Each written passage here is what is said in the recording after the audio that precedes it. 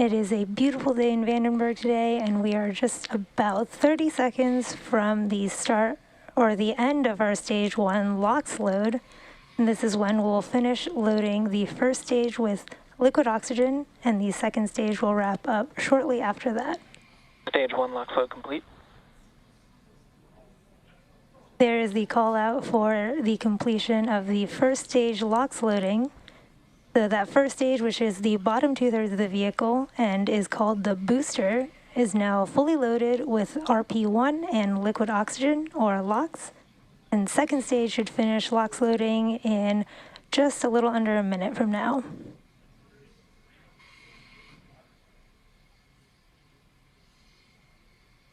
You can see really cool views of that cold liquid oxygen causing condensation clouds all around Falcon 9 there.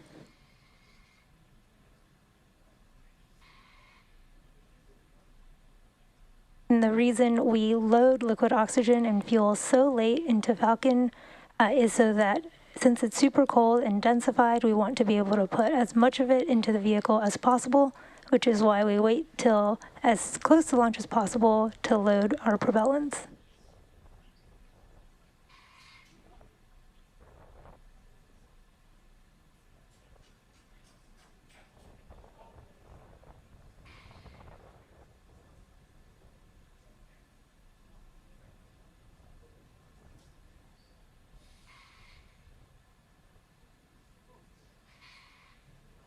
Second stage LOX loading should be completing here shortly.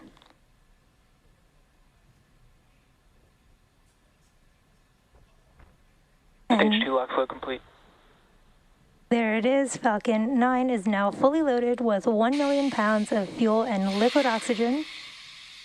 Today marks SpaceX's 174th overall mission and the 10th flight of the booster that you see on the screen.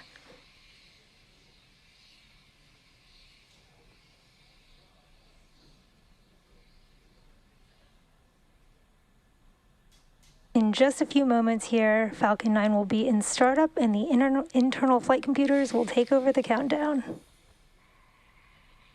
Falcon 9 is in startup.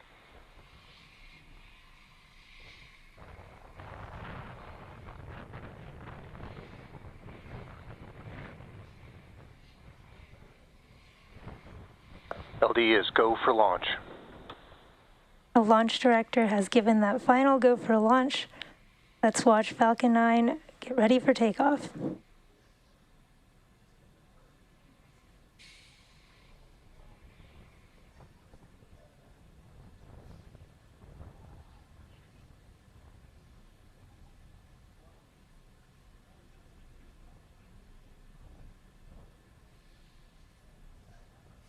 T-minus 15 seconds.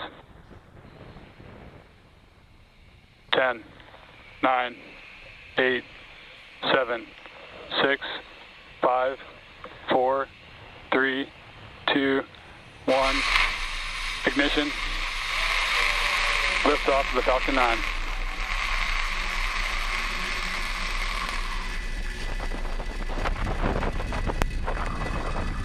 Beacon 1D chamber pressure is nominal.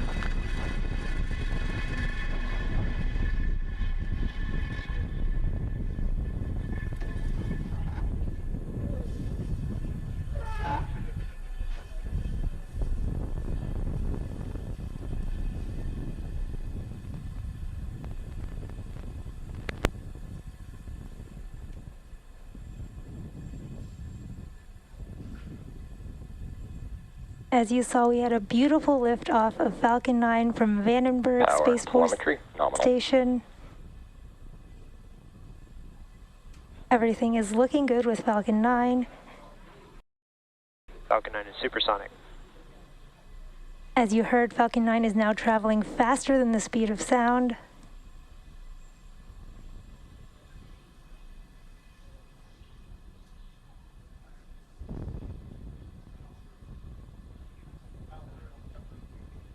Max Q.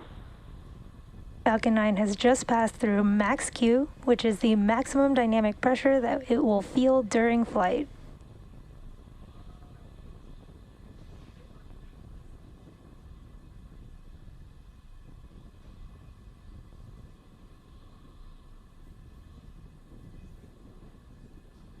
And back chill. We have begun chilling in our Merlin vacuum engine on our second stage. Everything is looking good. We are under a minute to main engine cutoff, stage separation, and second engine startup.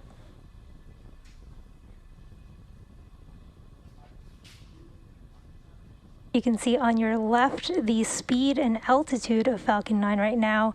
It is accelerating right now. We're going almost 5,000 kilometers an hour.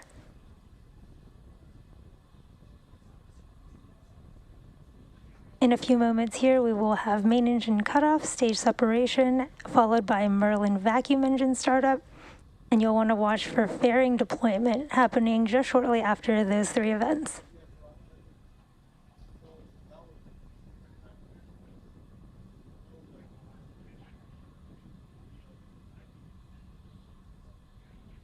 Nico. Stage separation confirmed.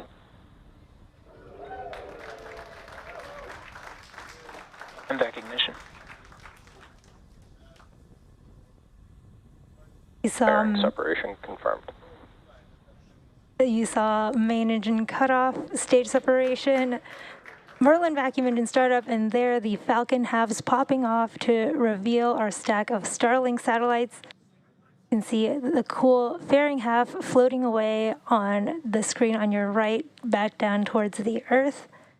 Now today marks the fourth flight for both of those fairing halves that you just saw on screen, and we will be attempting to recover them once again after they fall back down to Earth with the help of our recovery vessel, NRC Quest.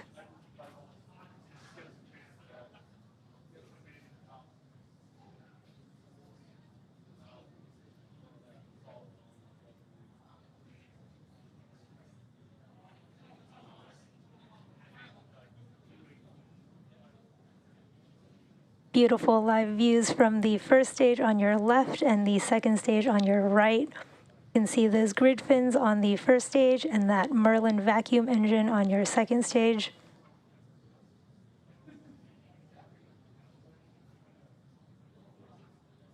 Now the first stage booster supporting today's Both mission. vehicles on a nominal trajectory. Now the first stage of today's booster supporting today's mission has previously launched 10 times, including Crew 1, Crew 2, SXM-8, CRS-23, IXPE, Transporter 4 and 5, Globalstar FM15, and one other Starlink mission. It's got quite a repertoire of launches under its belt.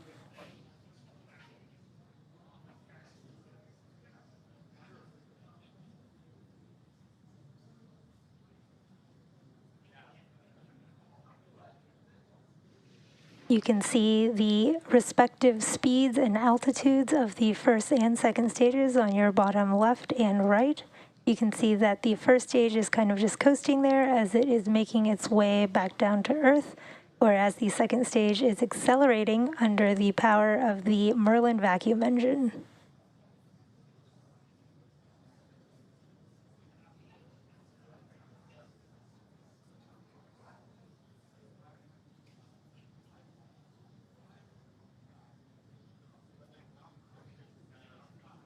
Now, as a reminder, today's payload is for SpaceX's satellite internet constellation known as Starlink. Starlink recently went live in Estonia, so if you're tuning in from that area and interested in service, check out Starlink.com. It's worth noting that Starlink is behind some of our much improved landing footage lately. If you've watched any of our older launches, you'll know that the video feed used to get back when we used traditional VSAT systems were super pixelated and at times were hard to even tell what was going on at all. But with Starlink, which has a much lower latency and much increased bandwidth, along with less susceptibility to vibrations, it has allowed us to share some really beautiful rocket landings with everyone watching, and hopefully we'll be able to see that again today.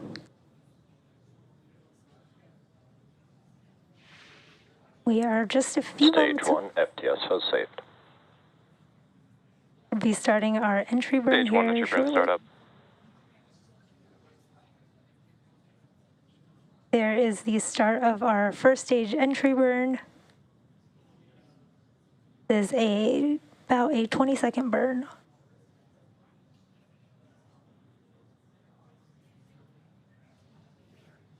Stage 1 entry burn shutdown. We had a good entry burn on our first stage, and that was a 3-engine burn that helped slow that first stage down as it entered the upper parts of the Earth's atmosphere.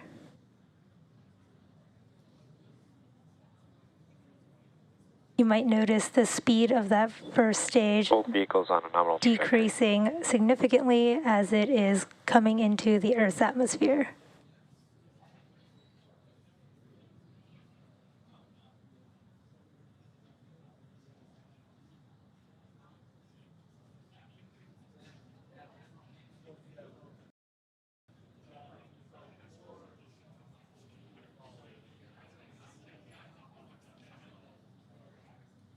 In about 30 seconds Stage here, 1 is transonic.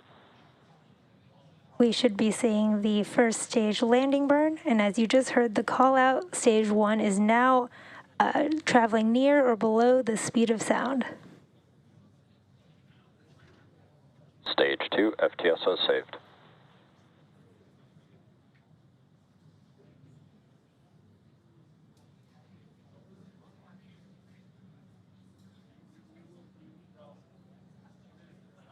Stage 1 landing burn. Here's the start of our stage 1 entry burn. Beautiful view of that drone ship coming into view. Terminal guidance. Stage 1 landing leg deploy.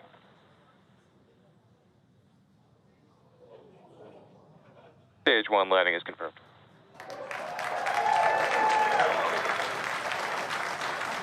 That was an amazing view of the first stage landing thanks to our Starlink satellites. And this marks the 57th first stage landing on this particular drone ship, Of Course I Still Love You, and the 56th overall Starlink mission landing and 36th launch of the year. MVAC shutdown. You just heard the call out for MVAC shutdown as well.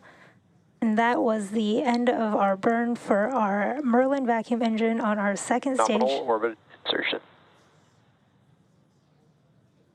And we just got a confirmation of a good orbit on our second stage, which is carrying our 46 Starlink satellites into low Earth orbit. And now with the confirmation of a good orbit and a successful stage 1 landing, we'll wrap up today's launch coverage. But as always, thanks for watching, and be sure to check out SpaceX social media for confirmation of Starlink deployment. And we'll see you again soon.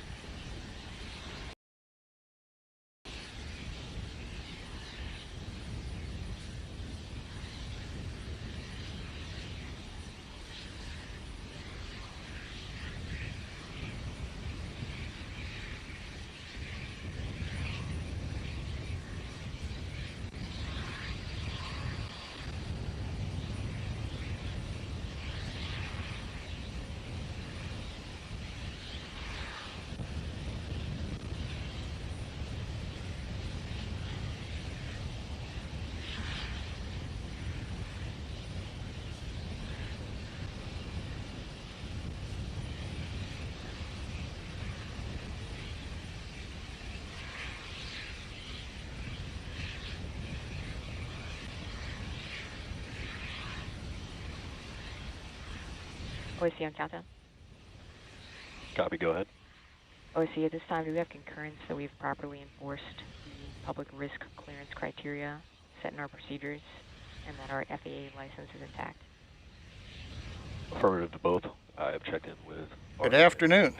You're looking at SpaceX's Starship Suborbital Test Vehicle number 15, countdown to flight in just under 5 minutes.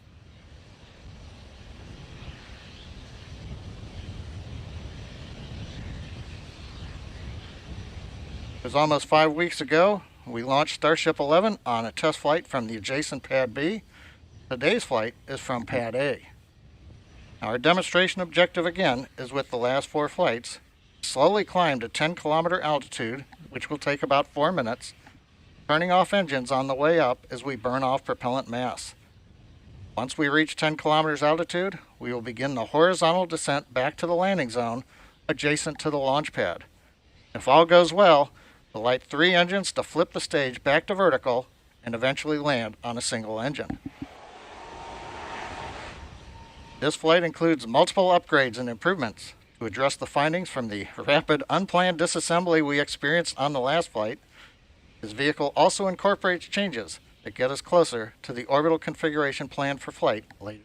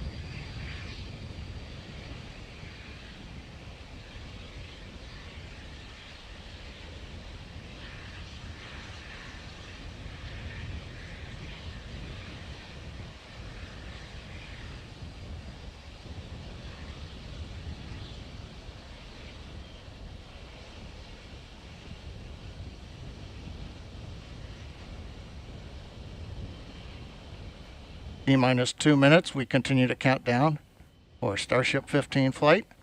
Pellet load is complete in the liquid oxygen system on the Starship. Methane fuel load is also complete on the Starship.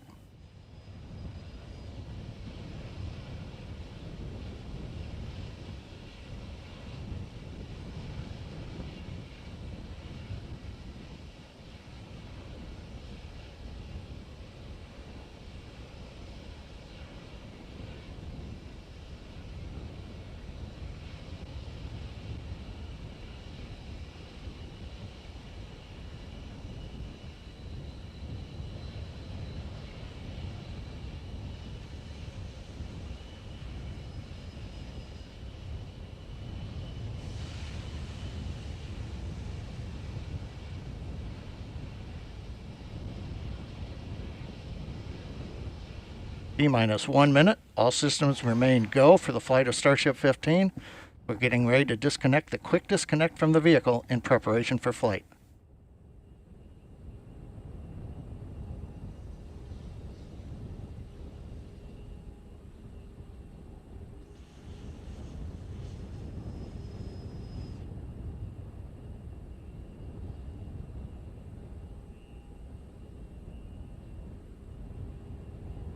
Getting ready to disconnect.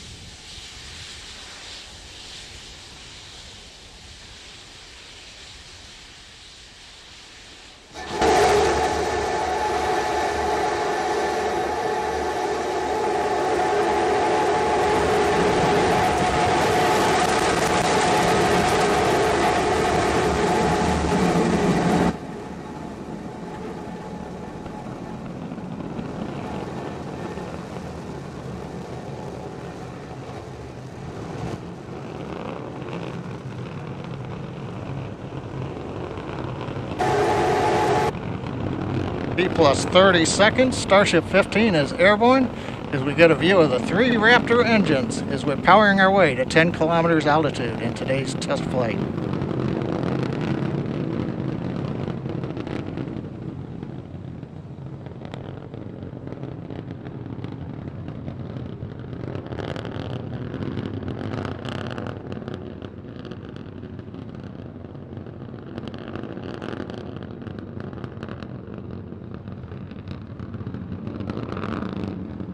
Just past 1 minute into flight, we're through 2 kilometers altitude. All 3 Raptor engines continuing to burn. Next major event, about 1 minute, is we will turn off the first of the 3 Raptor engines.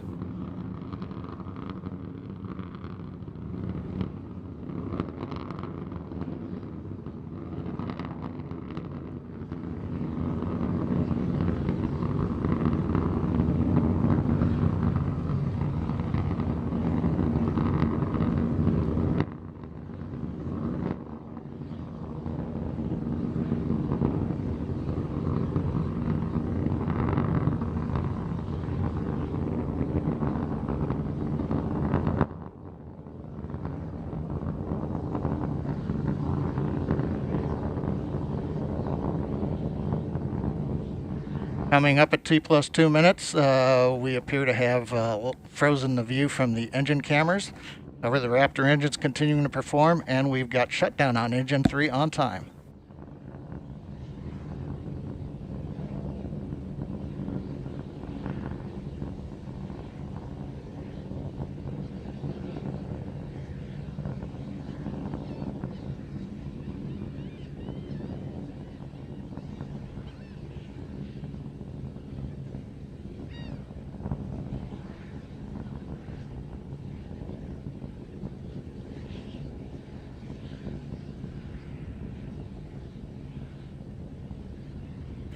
T plus 2 minutes 40 seconds. While we're trying to regain video from the vehicle, we continue to ascend. We have just passed the 8-kilometer point in flight. Everything continues to look good on Starship 15.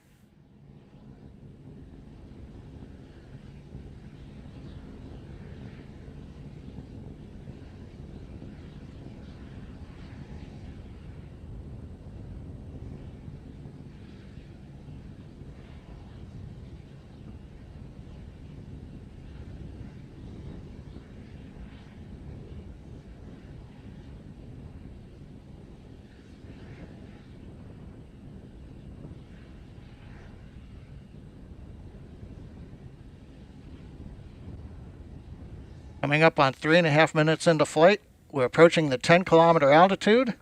We'll begin to hover here. We've had engine number 2 shut down on time. We'll now be moving into the hover with 1 engine. And then in a little bit, we will begin the flip over to horizontal position and begin our descent. But hopefully a ground camera will be able to bring us live views of the flight.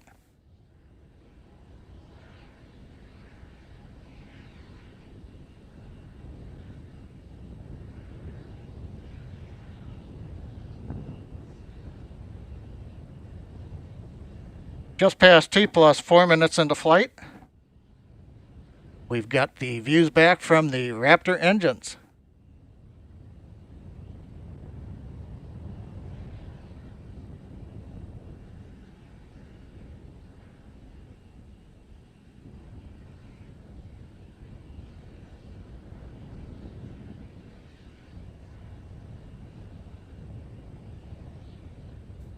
We get T plus 4 minutes 34 seconds.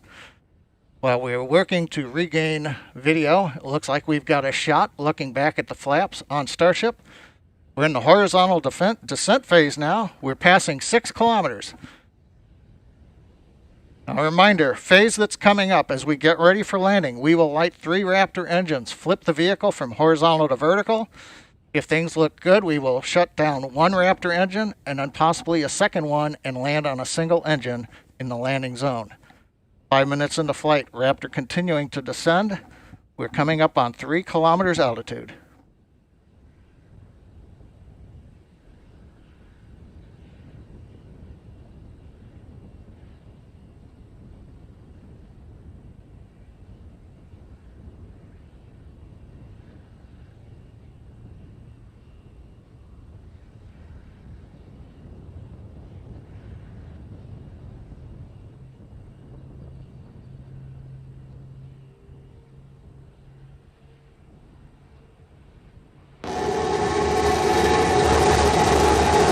have ignition. Starship heading back to the landing zone.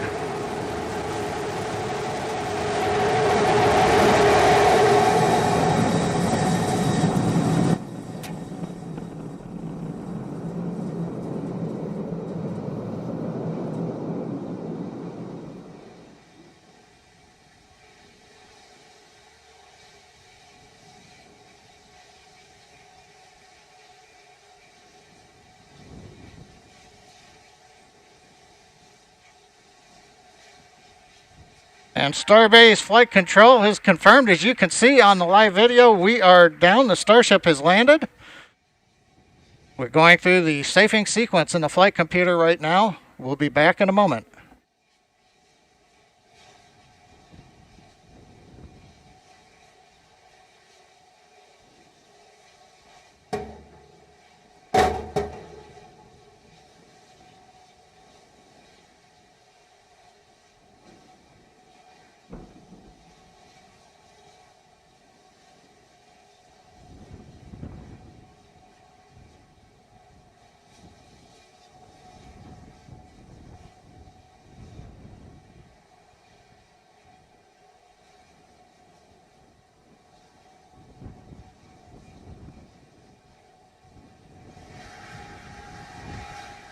Well, if you've just joined us, you missed a great flight.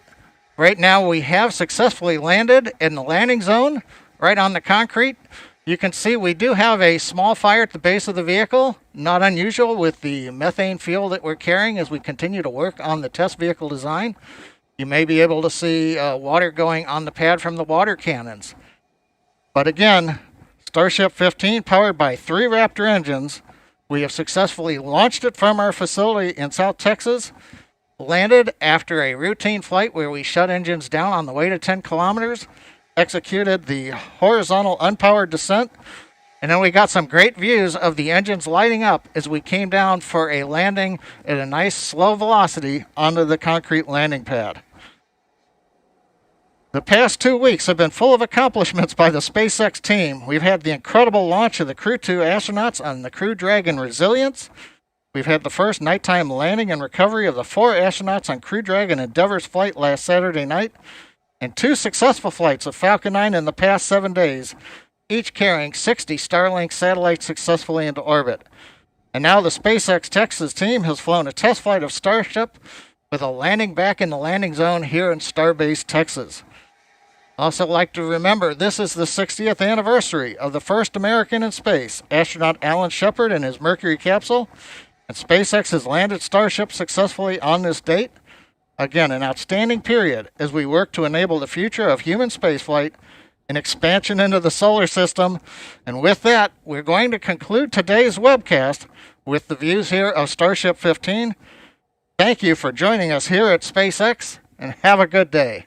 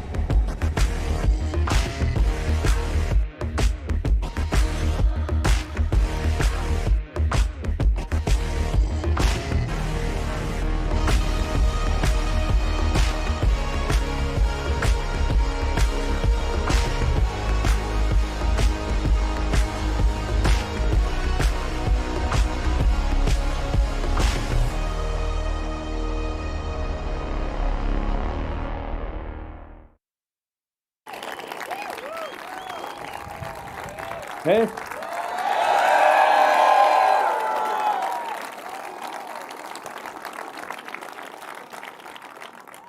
All right, welcome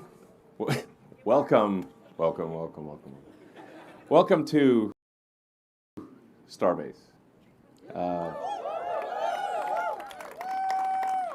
So it's been almost 2 years since our last update, and a lot has happened since then. By the way, I'm getting like a strange audio feedback. I don't know, do I sound okay to you guys? Okay, great. So it's been 2 years since we had our first Mark I rocket, and a lot has happened since then. We're going to go through the progress, but I'm just incredibly proud of the SpaceX team and all the support that we received from Cameron County, from Brownsville, from South Padre. And I know some of you in the audience, so thank you very much for your support.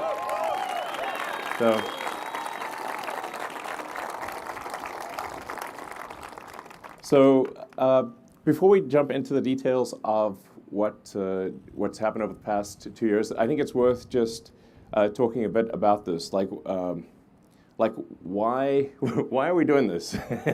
This, I mean, pretty epic, but what's the sort of deep meaning behind this? Like, why build a giant reusable rocket? Why make life multiplanetary? And I think this is just an incredibly important thing for the future of life itself. So, and there's both I call it the sort of the defensive reason or the life insurance reason. That's one part of it, which is that there's always some chance that something could go wrong on Earth. The dinosaurs are not around anymore. So, there could be some calamity that where we do ourselves in, or there's a natural disaster. Now, I'm naturally an optimist, so I think the probability of that is low, but it is not zero. And eventually, the sun will expand. It might take a few 100 million years, so don't hold your breath. But eventually, the sun will expand and destroy all life. So for those who really care about not just the humans, but all the life on Earth, it is very important, essential, that over the long term, that we become a multi-planet species and ultimately even go beyond the solar system and bring life with us.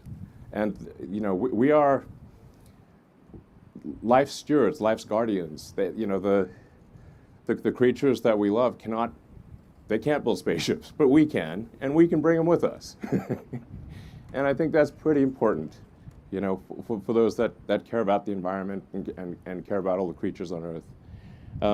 So that's like I would say like the defensive or the life insurance reason for life collectively. But there's also an inspiring reason, which is that life can't just be about solving problems. There have to be things that inspire you, that move your heart, that make you glad to be, when you wake up in the morning, you're excited about the future. And going out there and being a multi-planet species and being a spacefaring civilization and making science fiction, not fiction forever, I think that's one of those things. I think that's what fires me up the most, is like, let's go out there and find out what this universe is all about. Are there other species out there? Maybe. Hopefully it's. I mean, we want to go find out what the heck's going on. What is going on? I mean, how do we get here? What's the meaning of life? 42. But what's the question? If we go out there and we explore the galaxy, ultimately, then we can find out some of these questions, and it will just be very exciting to do that, and something we can all look forward to. And even whether somebody chooses to go or not, I think vicariously we can all go there. Just like with Apollo, where only a handful of people went to the moon, But in a sense, we all went there. Humanity went there. And so even if somebody doesn't choose to go themselves, I think vicariously through others, they will go, they will understand, they will experience the universe. And I think that's incredibly fundamental to an exciting future. And that's why we're doing this. So.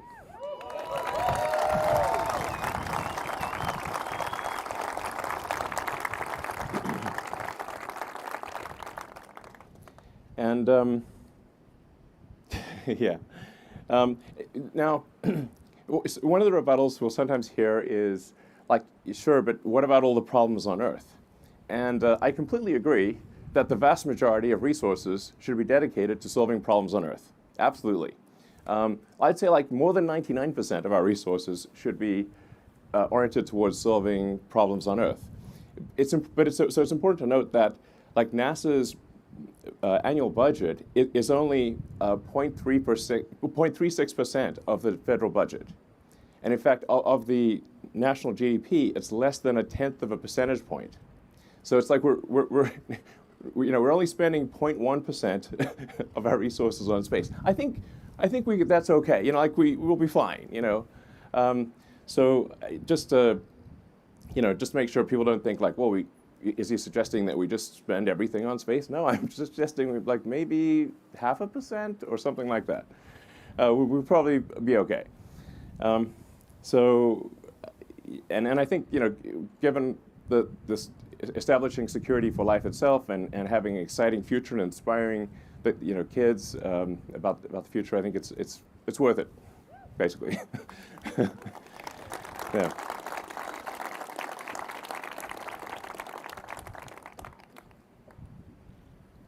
So, well, how do we do this? How do we make life multiplanetary? What's the first step? And the essential technology, the holy grail breakthrough that's needed, is a rapid and completely reusable rocket system. So this has never been accomplished before. And there's a lot of people, for the longest time, thought this was not possible. Now, with Falcon 9, we've been able to show that you can have reuse of a boost stage and reuse of the fairing. So with Falcon 9, we've demonstrated a lot of reuse of the boost stage and of the fairing. We've have over 100 reflights of the fairing over of the booster, and I'm not sure of the fairing number, but it's a lot. And that's a big step in the right direction. With Starship, we're aiming for full and rapid reusability. So, we obviously need to accomplish that. That's not done yet, but the success is one of the possible outcomes, which I always think is when embarking on an endeavor, success should be at least one of the possible outcomes. And for this design, that is the case. And we're aiming for rapid reusability, which is why the booster is going to take off and then fly back to the launch tower and aspirationally land on the arms, which does sound insane, or as Bill Riley would say, audacious. But if it does come in too fast and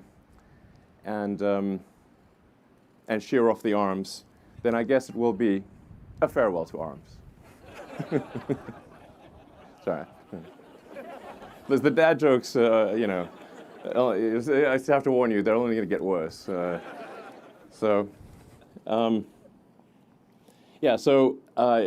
Here I'd really just like to congratulate the SpaceX team and also thank NASA, the FAA, the Space Force, and everyone, and all of our customers that have helped us get to this point. It's insanely hard to get a rocket to orbit. Insanely difficult. I have huge respect for anyone who's gotten a rocket to orbit. It's so hard. And we've had 144 successful launches, 106 landings. Yeah, I mean, actually, these days I have to look on the internet, say, how many landings have we had? I'll have to ask the internet. 83 flight-proven launches. Although I have to say, I still have like launch PTSD every time the rocket takes off. I'm like, you know.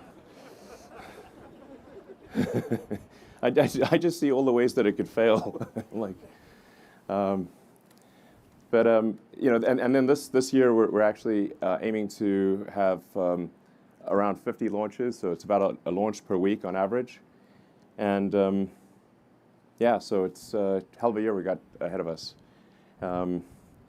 And in terms of mass to orbit, if you look at like tonnage to orbit, this bar chart that we'll show here really illustrates how profound a rapidly reusable rocket, especially a big one, is, what effect that has on total tonnage to orbit. So the total mass to orbit to date of Earth is around 15,000 tons, maybe 16,000 tons. And the mass per Starship,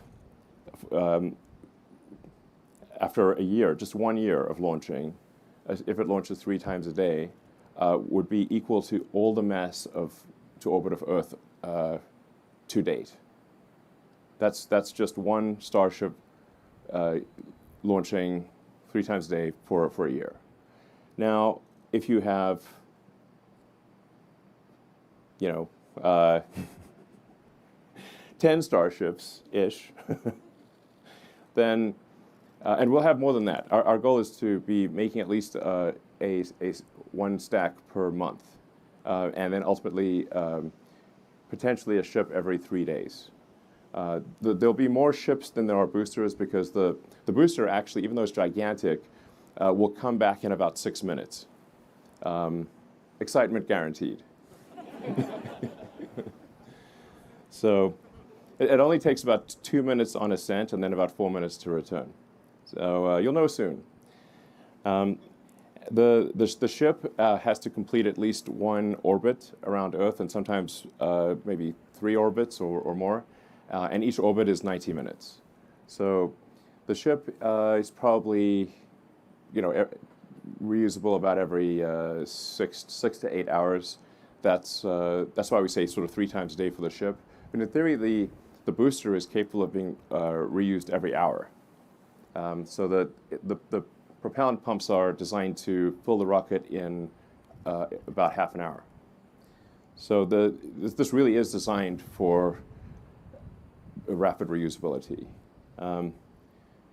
So if you can do roughly a million tons to Earth orbit, that's comfortably over 100,000 tons to the surface of Mars, maybe 150,000 tons, depending on how good the landing system is. So now you can only go to Mars every 2 years. And I think maybe roughly you need about 1 million tons on Mars to have a self-sustaining city. But the critical threshold, I think, for Mars is to have a city that is self-sustaining.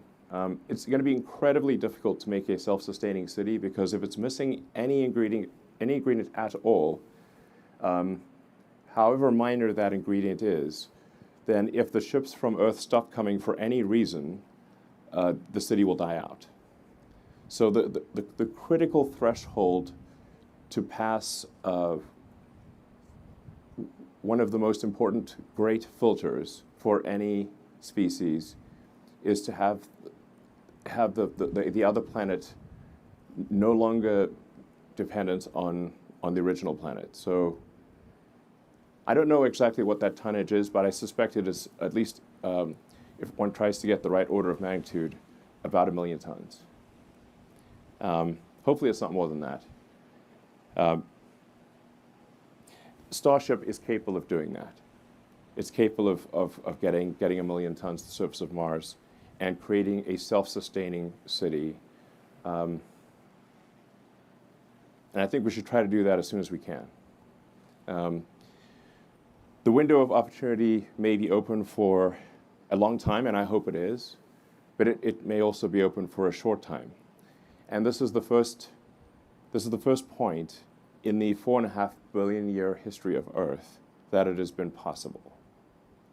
I mean, let that sink in. Or if there's a sink, let it in. Still knocking at the door. I mean, it's a sentient sink. Let's face it. Come in.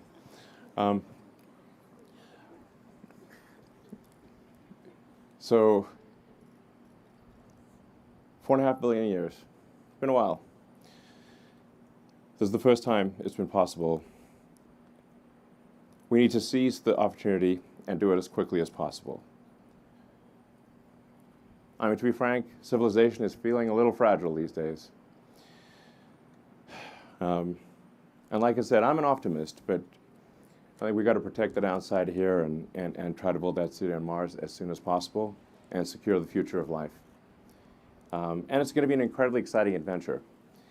Now, the sales pitch for going to Mars is that it's going to be cramped, dangerous, difficult, very hard work.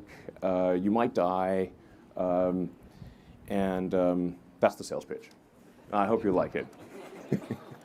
So far from being some sort of escape hatch, it will be extremely difficult and dangerous and tough. Mars is a fixer-upper of a planet, and so it's going to take some work to make it easy to live there.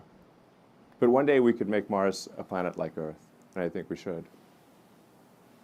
So just some facts about Starship, and these numbers will evolve over time. The height of the ship is about 50 meters, 164 feet. The 9 meter or 30 foot diameter. Well, you can just see it basically. It's got about 1,200 tons of propellant on the ship, and thrust is about 1,500 tons. Now these numbers will, we'll probably add more propellant over time, increase thrust. Diameter will stay the same. It's a huge pain to change diameter. So that'll tend to stay the same, but it'll probably get a little bit longer. And we're expecting payload capacity of 100 to 150 tons, depending on which orbit. So to a Starlink orbit, roughly 100 tons. Over time, I think we can probably get the orbit for orbital refilling, the payload to an orbit for orbital refilling to about 200 tons, which is going to be very important for getting to Mars. So for getting to Mars, you also need the orbital refilling. Just like you have aerial refueling, the rockets will need orbital refilling. It's actually mostly oxygen. There's 3.5 tons of oxygen for every 1 ton of fuel. So that's why it's refilling, not refueling. So heat shield. So this is the world's largest heat shield. This is, we actually make this at our little factory in Florida near Cape Canaveral. We call it the bakery. And we're actually using a lot of techniques that are used for roofing tiles. So we need to have a heat shield that is capable of resisting extreme heat, but also is not crazy expensive. And our heat shield team has done amazing work in creating the world's largest heat shield, and one that is reusable, but also robust and low cost. So it's not a crazy money heat shield. And yeah, you need good heat shield technology for entering from orbit. Orbital refilling. We were going to do an animation of this, but it looked a bit wrong.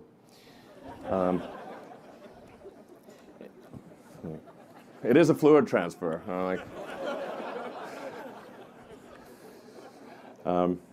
So, yeah. play a little Barry White, Okay.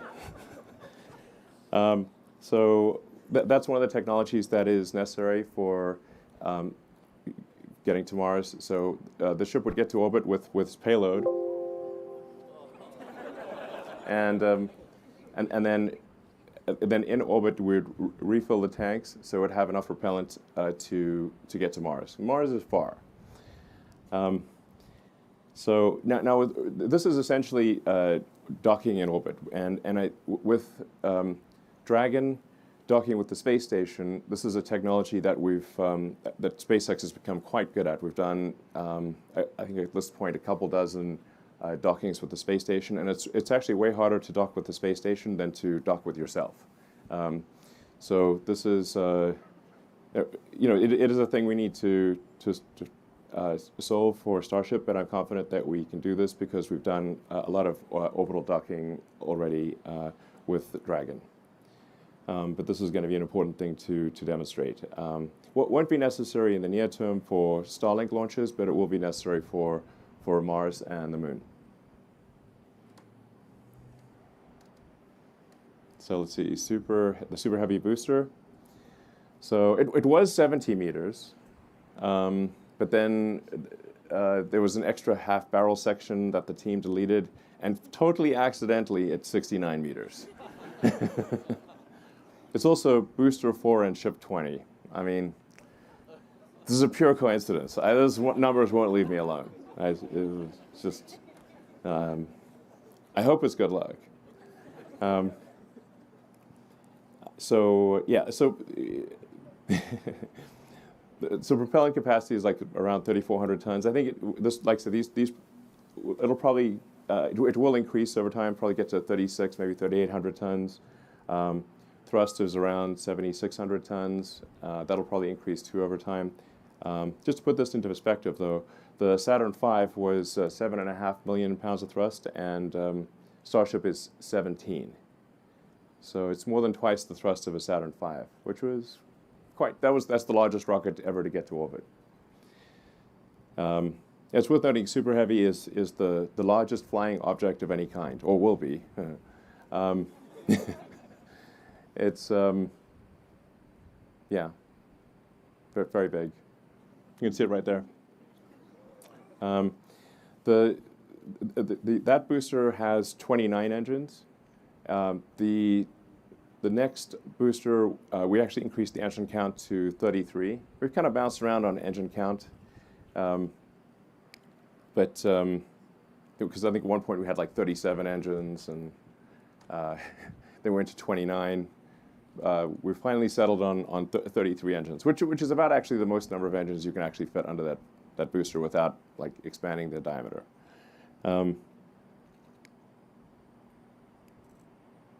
Yeah, and then this tower, this tower from design to construction was 13 months, so it's quite an epic structure.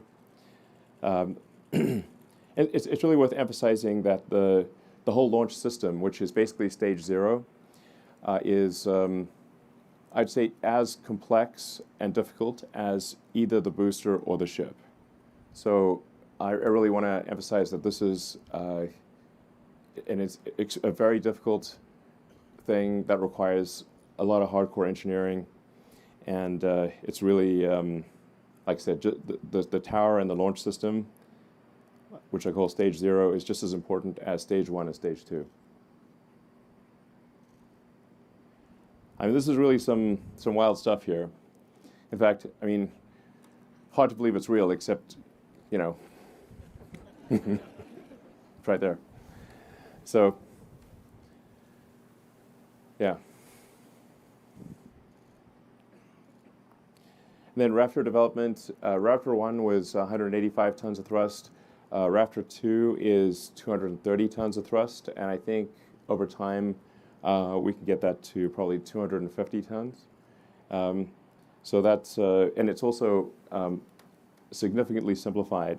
So you can see the difference between V1 and V2.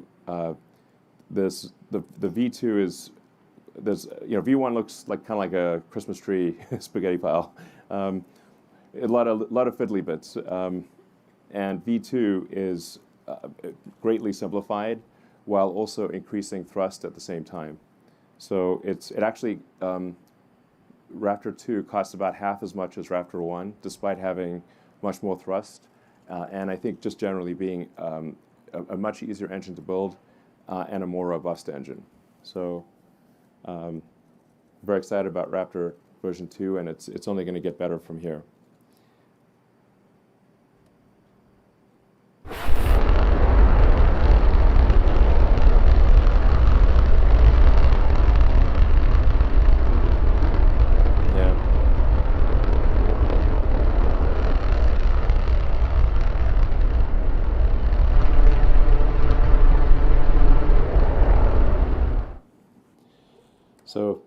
So Raptor 2 is pretty sick, and we've actually the peak thrust that we've operated Raptor 2 at this point is 247 tons, and so I'm confident that with some improvements we can get to a 250-ton operating point, and continue to simplify and sort of robustify the engine. So it's really a spectacular piece of engineering, extremely difficult to make and succeed. Engine has been mind-bogglingly difficult, but it is one of the essential keys to. I mean, it is essential, obviously, to making Starship work. It'll be the first full flow stage combustion engine to get to orbit. Yeah. Kind of need that ISP and thrust to weight.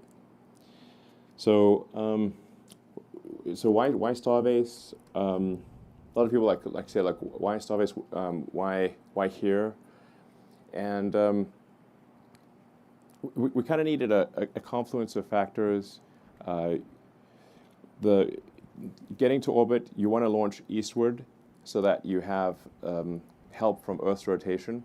So the closer you are to the equator, the more of a sort of a boost from Earth rotation that you get. So you want to be as south as possible and launch eastward. And then, it's always possible that something goes wrong. And so you want to have a good clear area. You want several miles around the launch site to be unpopulated or at least clearable. And that doesn't actually leave a lot of options. It's basically here and Cape Canaveral or Cape Kennedy is where are the other two possibilities.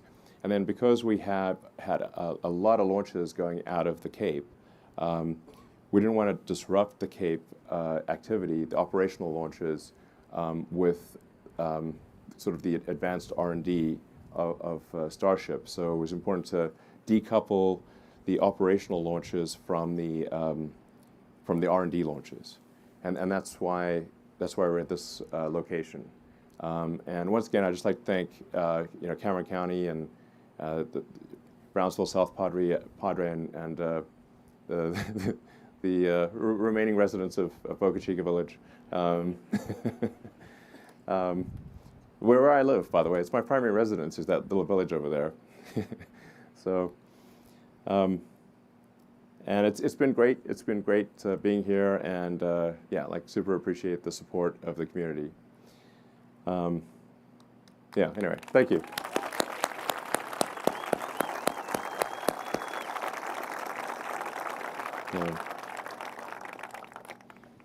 So I think we've got a video to show what we hope will happen with launch.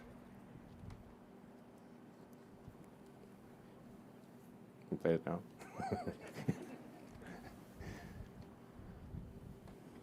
Oh wait, sorry. We have some upcoming Starship missions. Orbital flight is really just the beginning. So we're going to have a number of Starlink missions that will launch Starlink satellite version 2. But even more exciting than that is the NASA human spaceflight mission. We're incredibly honored that NASA has selected Starship to take astronauts back to the moon for the first time in half a century, which is kind of mind-blowing. So,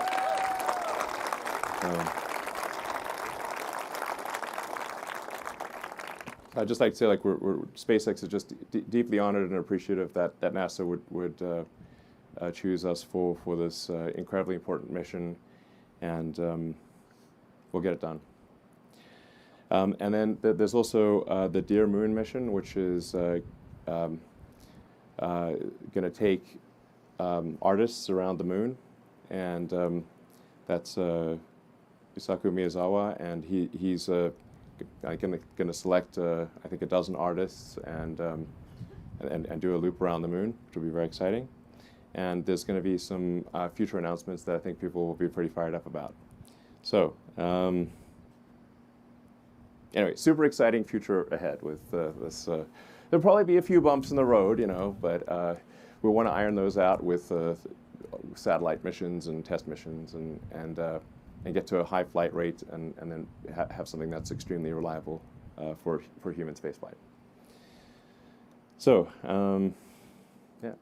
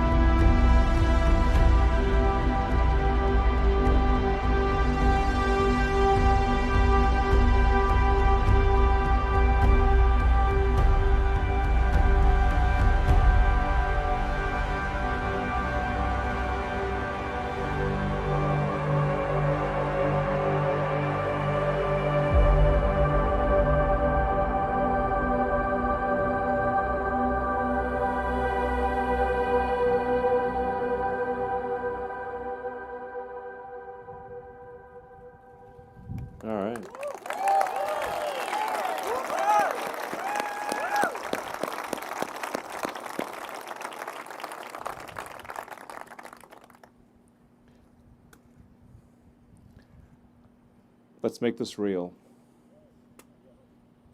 Any questions?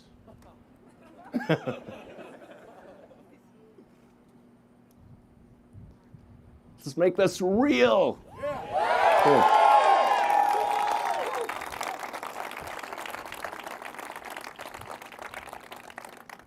Fire away. Anyone? I can't see you, so you probably just have to yell it out or something. Hi, Elon. Yes, there's 6 Raptors on Starship. Currently 3 with the vacuum nozzle, 3 sea level. Sorry? Check. And I think if I would say, like, we'll probably end up adding another 3 vacuum engines. They kind of, fill in the gaps and stretch the ship. I think is going to make a lot of sense. You'll have to yell, unfortunately. So we are building a launch site, a Starship launch tower at 39A at Cape Kennedy. And we are also building a Starship production facility at the Cape. So we'll have production facility and launch site here and a production facility and launch site at the Cape as well. It's important to have redundancy. Hi, So, Elon. It's Irene Klotz with Aviation Week over here. I've got lights in my eyes, so unfortunately I can't see. Okay, well, I'm blinded. So I can hear where we're the all speaker is here. coming from. Okay. But, You should. I believe you're expecting to hear in a couple weeks about the possible finding of no significant impact from the FAA. Have you gotten any indications if that's going to come through, and what is your time frame for the orbital flight test? Thanks. well, we don't have a ton of insight into where things stand with the FAA. We have gotten sort of a rough indication that there may be an approval in March, but that's all we know. So, hi, Elon. Marcus Hervey. Can you talk about the point-to-point capability? Is there a possibility between here and Cape Canaveral? Oh, well, yeah, I guess technically yes. So, I mean, depending on how good things get with Starship, there are some scenarios where it might actually be the lowest cost means of transporting cargo long distances. So the interesting thing is that the capital efficiency of a rocket is much better than the capital efficiency of a plane for long distance flights. So now this would really be more for if you're going like, I don't know, a quarter or a third or halfway around the world, where if you went from, I don't know, say here to Singapore or something, like that's a long flight. So, I mean, I don't know how long that is. I'm not sure you can even go there nonstop, but it's probably like 20 hours plus. And but in a rocket, it would be less than an hour, so like 45 minutes or thereabouts. So that means you'd be able to use the rocket 20 times more often than an aircraft. So it's 20 times the capital efficiency. So provided the propellant cost is competitive with aircraft. And bear in mind, like I was saying, there's 3.5 tons of liquid oxygen for every 1 ton of fuel. And liquid oxygen is basically just the cost of electricity. Because it's in the air, basically. There is a scenario where it's economically compelling to do long-distance cargo and people transport with Starship. That'd be very cool, and I think that'd be great for getting a high flight rate and a business case for supporting a lot of Starships operating. And basically, nothing's faster than a nice EVM. We got a question right here, Elon, right in the middle, right here, right, hands up in the. I mean, I literally have lights in my eyes, and it's pitch dark in front of me. It's fine. Hi, Elon. Michael Sheets with CNBC. You opened this presentation by addressing a little bit of the criticism that's been aimed at space travel being seen as maybe a pet project or not really valuable to folks who have problems here on Earth. I was wondering if you could get a little more into the specifics on comparing not just the U.S. government spending that's happening on space travel versus other things, but maybe in terms of SpaceX itself, how you and private investment on a dollar value compares to the taxpayer-funded projects or contracts that SpaceX has won over the years. Well, I think objectively, the cost efficiency of SpaceX is the best in history, I think, for any rocket development, and we are talking about a rocket that's more than twice the mass and thrust of a Saturn V, and also designed to be fully reusable, which is obviously also much better from an environmental standpoint to have a fully reusable rocket, for a development cost that is, I don't know, between 5 and 10% of Saturn V. So that's pretty good.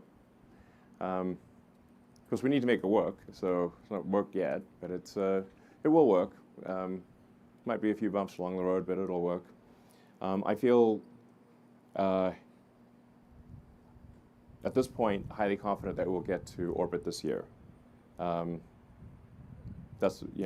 we're making a lot of rockets, making a lot of engines. We're close to achieving a Raptor 2 every day production rate, so 7 a week,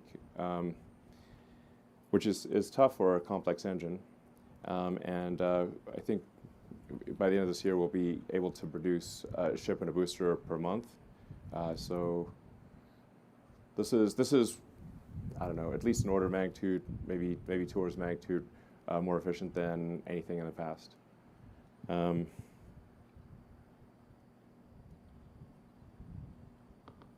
Yeah. So.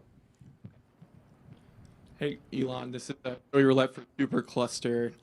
Just wondering, what does SpaceX's plan and timeline look like if the FAA ultimately decides to do a deeper environmental review of Starbase? And then one other thing, you might be able to give us an updated figure on what it costs to Starship and what it would cost a customer to buy a flight on one. Thanks. Yeah, I mean, I am optimistic that we will get approval.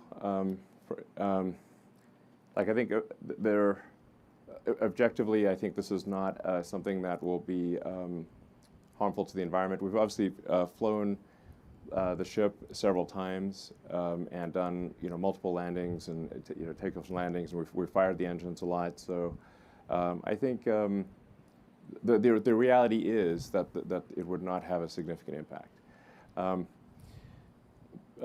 Now, of course, that doesn't mean things don't get delayed from a regulatory standpoint.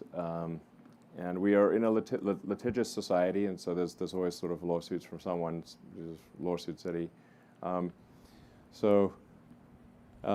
we do have the alternative of the Cape, and we actually applied for environmental approval for launch from the Cape a few years ago and received it.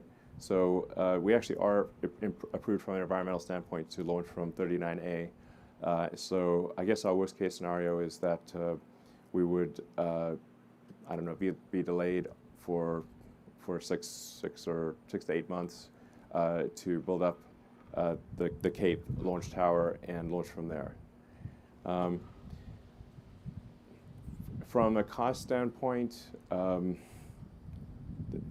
costs will improve significantly over time. So because it'll take us a moment to achieve full reusability and full and rapid reusability, we'll probably lose a few vehicles along the way. With Falcon 9, I think it took us 14 or 15 attempts to successfully land the first booster. I don't think it'll take us that many with Starship because we have that experience. But it's certainly not a sure thing that it'll work the first time. I mean, from a cost standpoint, I mean, it's a 100-ton capability to orbit. On a marginal cost to launch basis, that doesn't count fixed costs, which obviously have to be covered. It may be as little as a few $1,000,000 per flight, maybe even as low as $1 million per flight. So this is crazy. These are crazy low numbers by space standards, crazy low.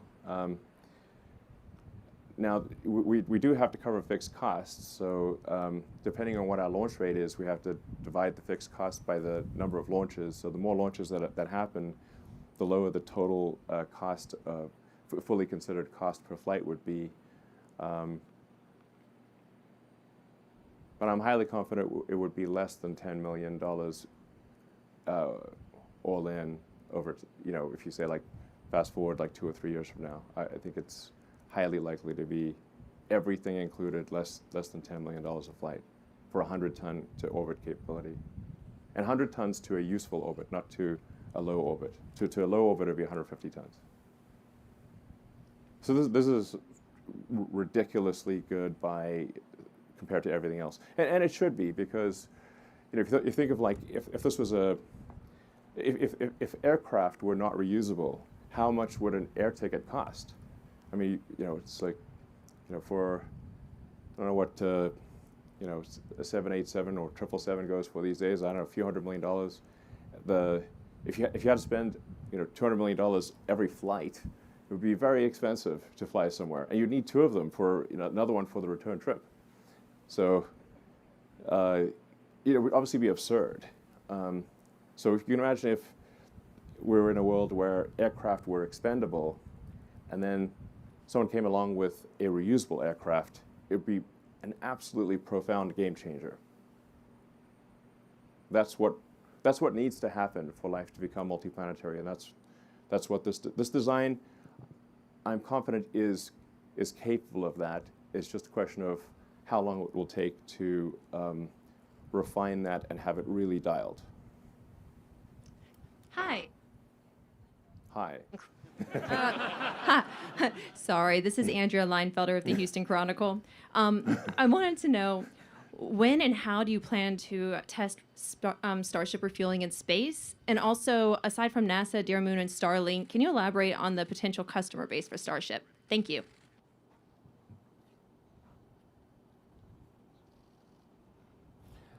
I apologize. I zoned out for a second. I was thinking about something. Could you say that question again? Sorry. When and We have some mic issues. okay. When and how do you plan to test Starship refueling in space? Yeah. And aside from NASA, Dear Moon, and Starlink, can you elaborate on potential customers for Starship? Thank you. I think orbital refilling, and I want to emphasize it is refilling, not refueling, because it's 3.5 times as much oxygen than fuel. So we mostly are carrying oxygen up there. I optimistically, towards the end of next year, I think I'd be surprised if it's longer than 2 years for doing the refilling. And there are a lot of additional customers that will want to use Starship. I don't want to steal their thunder. They're going to make their announcements, and but I think this will get a lot of use, a lot of attention. It's like I said,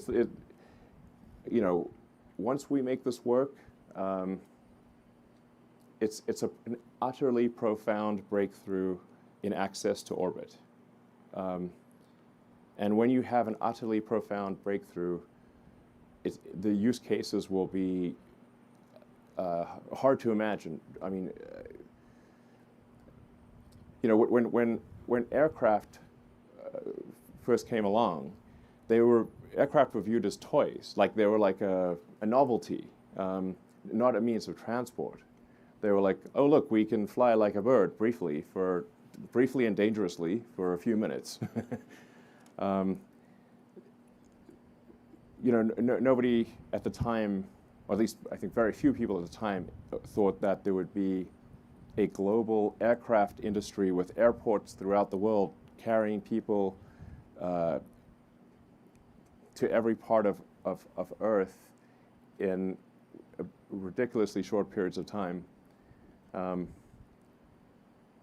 know, when the Wright brothers first took off, I mean, most people were just riding horses. So you're like, oh, you know, like riding a horse, see this crazy device, looks like witchcraft.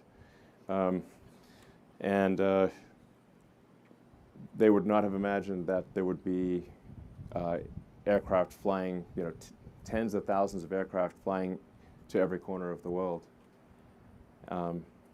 So I think we made this really could be an extremely profound situation, and we really can't even imagine all the use cases at this point. So. Hi, Elon. This is Steve Clark with the Brownsville Herald. Thank you for the presentation. You're welcome. So if the FAA does come back and say we need an EIS, does Starbase bounce back from that at some point? Yeah, I mean, it would obviously set us back for quite some time because an EIS takes a lot longer than an EA. So we would have to shift our priorities to Cape Kennedy. Okay, and long term, what do you envision for Starbase? Like a spaceport with flights coming and going and Starship manufacturing, or what is the future role of Starbase? The future role of Starbase, I think, it's well suited to be kind of like our advanced R&D location. So it's like where we would try out new designs and new versions of the rocket, and then I think probably Cape Kennedy would be our sort of main operational launch site, and then. I don't know, over time, I think there's going to be, we'll have floating spaceports, like ocean spaceports. We got these 2 converted oil rigs that are going to be turned into orbital launch sites. And they can be moved around the world. So, you know, I think there could be quite a few of those. You know, I think about like, if I think about like, what would really work for long-distance travel. Because the rocket is quite loud, you want to be, you know, I don't know, 20 miles away from a major city or 30 miles away from a major city, just so you don't, you know, you're not you know, disturbing people too much. So I think probably most of the launch sites long-term will be kind of ocean or sea spaceports. So like maybe located like 20 miles, 30 miles offshore. And this would allow Starship to connect any cities that are on the ocean or on the sea, and have a high flight rate, but without disturbing people too much. You know, I think people are willing to, you know, have something that's loud occasionally, but if you want to have it frequently, then it probably needs to be offshore. Hello, Elon. I'm Cam Gerlach with the SpaceX Reddit community.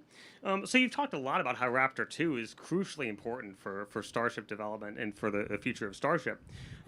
So I'm curious, what general improvements have you made with Raptor 2 to ensure it's not only more efficient and more powerful, but also much easier to produce and less expensive as well and faster? And how do you plan to continue to iterate further on the design in the future? So, Raptor 2 is an almost complete redesign relative to Raptor 1. So basically everything from the turbomachinery to the chamber nozzle, the electronics, basically everything's been redesigned. You can see the difference over there, the Raptor 1 versus Raptor 2. You know, a lot of the changes were deleting things. We deleted a lot, consolidated a lot. The rotating machinery, especially the inducers of the turbopumps, are a lot more robust. we converted a bunch of flanges to welds, and we're actually over time will convert even more flanges to welds. I hate flanges, especially if you've got high pressure and a cryogenic fluid or super hot gas. Flanges and seals are a nightmare. And so, we've got parts of that engine that are, sort of 700-800 bar, sort of 11, 12,000 psi, which is nutty. And so just going to welded joints instead of flanges was pretty helpful. The pre-burner controllers have been consolidated into a sort of a unified box as opposed to being kind of like all over the engine. And we're getting close to the point where I think Raptor will not need shrouds. So shrouds are a huge pain in the ass, like basically putting a whole shield around the engine, especially for the gimbaling engines, where it's got to kind of have like a sort of eyeball seal, like it's like rotating in a circle with a hot gas seal. With a bit more deletion and integration, I think the engine will be sort of flame-proof, more or less, and then we can get rid of the shrouds, which would be a big mass savings. Yeah. So a lot more could go on. We're also operating at a higher chamber pressure. I think we can probably operate. I think over time we can operate it at 330 bar sustained in the main chamber, without having the pre-burner pressures be too high, by essentially not by losing less pressure. There's like a whole pressure ladder going from the turbo pumps and pre-burners to the main chamber, and by getting rid of a bunch of the choke points, we can have less pressure loss, and so the pumps can effectively produce more pressure in the main chamber due to less loss in the secondary systems. Do you have any? Have specific questions or? Sorry, yeah, Chris Gebhardt with NASA Spaceflight. Can you talk a little bit about the abort modes that are available for ship if there were ever to be a problem during the climb to orbit? What would be available to the crew in that regard? And also on that same level, the life support systems for ship. Where do those stand, and what are the challenges that you're finding with just the sheer volume in Starship for that? Thank you. So Starship will not have an independent abort system, but I think something that would make sense is to have the thruster weight of the ship be enough that it could do it could take off from the booster, even if the booster has a failure at the pad level. So if you can get the thruster weight of the ship at sea level above 1, then even if there is something goes wrong with the booster, the ship can essentially fly away from the booster. And so that's something that I think would be important for carrying people, and also for high-value cargo, to have the ship have a thruster weight greater than 1 even at sea level. And then there's like I said, that would be like the 9-engine version. And then even if you lost 1 engine, I think you should still be able to do an abort. So I think for crewed missions, we would essentially maybe detank the ship to some degree so that you'd have kind of a launch abort capability with the ship, even if you lost an engine. That'd be my recommendation. From a life support standpoint,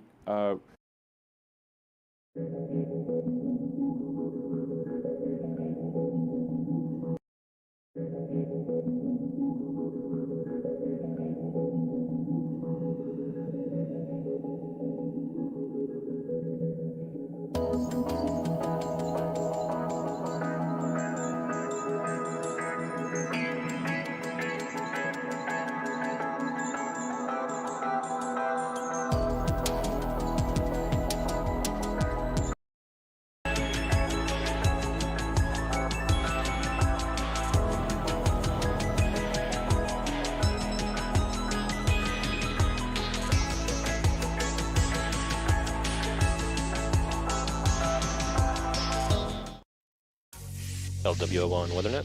Liftoff conditions looking pretty good. ESTS is ready for launch.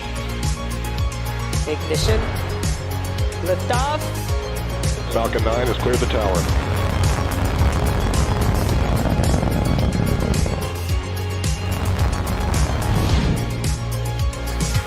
Ten, 9, 8. Side booster ignition. 6, 5, 4, 3, 2, 1.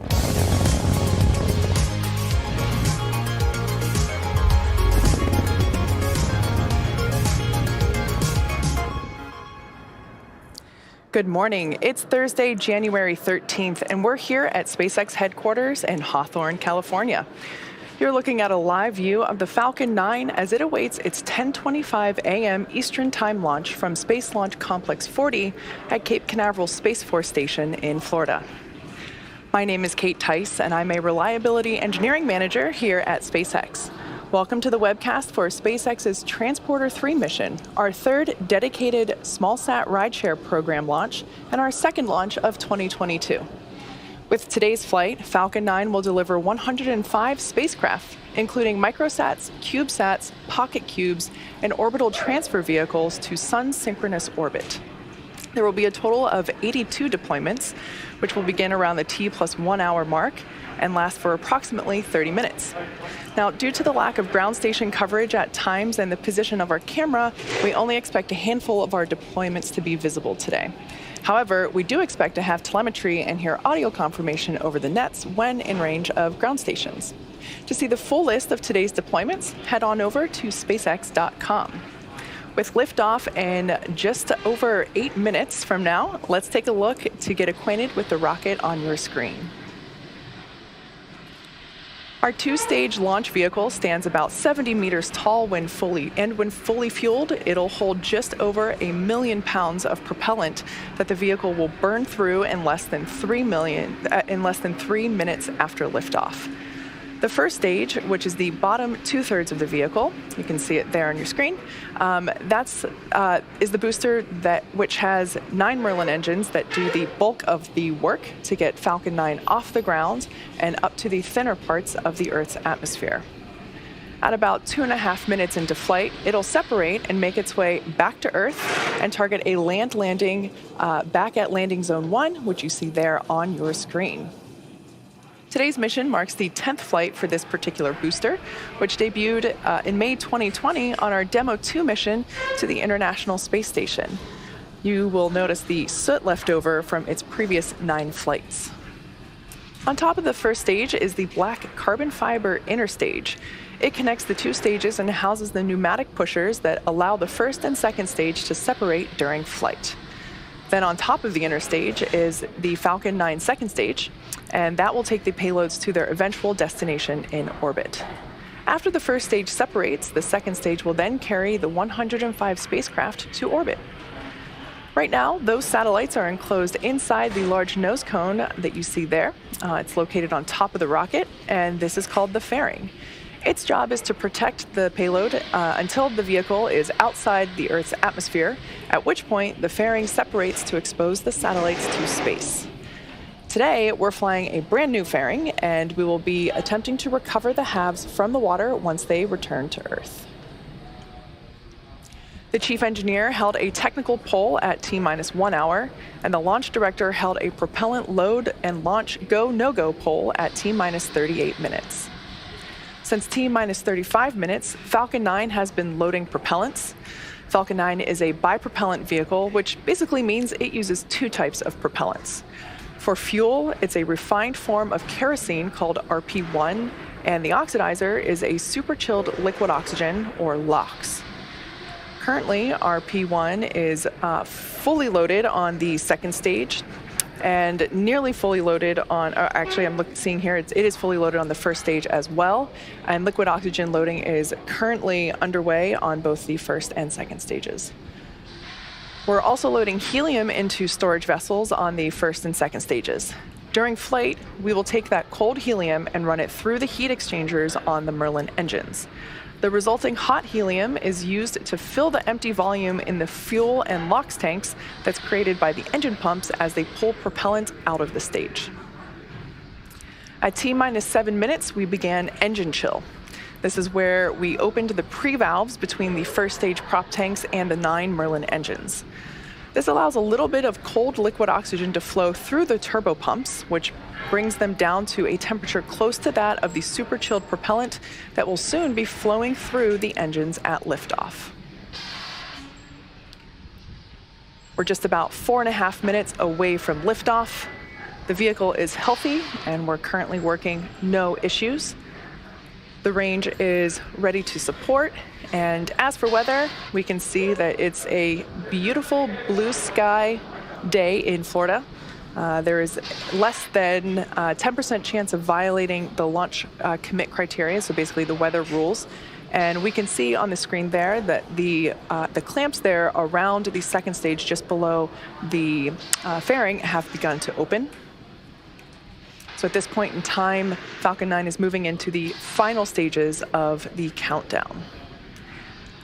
There on your screen, you can see our strong back.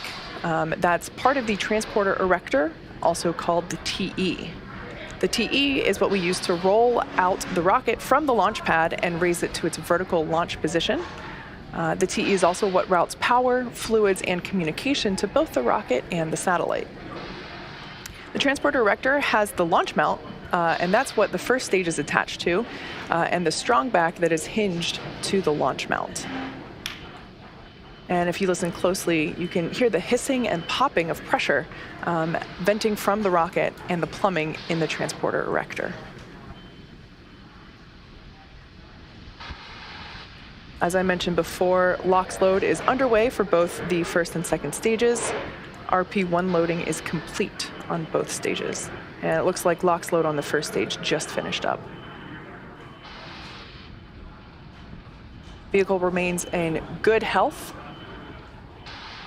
The gaseous oxygen that you can start to see around the vehicle venting from the base of Falcon 9, that's from the chill-in of the Merlin turbo pumps that occurred at T-minus 7 minutes. 1 minute before liftoff, you'll hear the announcement that Falcon 9 is in startup, which means that the rocket's own internal computers are now autonomously controlling the launch countdown.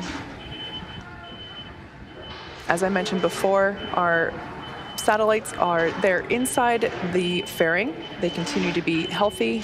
Team is tracking no issues on the rocket. And as a reminder, if we don't launch today, we do have a backup opportunity tomorrow at the same time. And we have just 2 minutes to go before launch.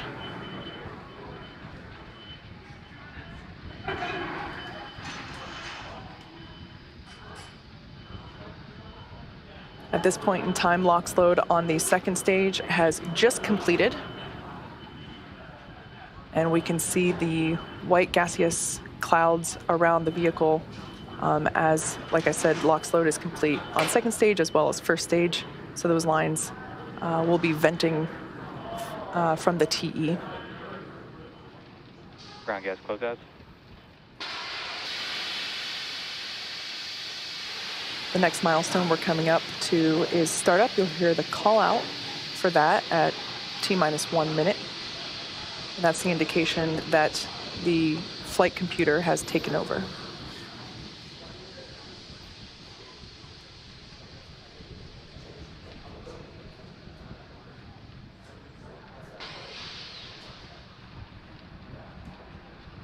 Falcon 9 is in startup. All right, there's that call out. Falcon 9 is in startup.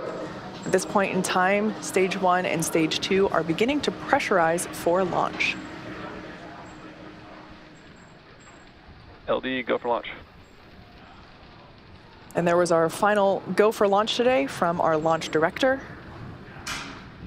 At this point in time, as we approach T-minus 30 seconds, all systems are go for launch. T-minus 30 seconds.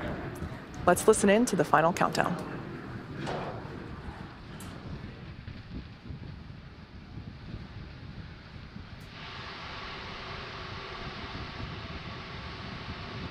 T-minus 15 seconds. 10, 9, 8, 7, 6, 5, 4, 3, 2, 1, 0. Ignition. And liftoff.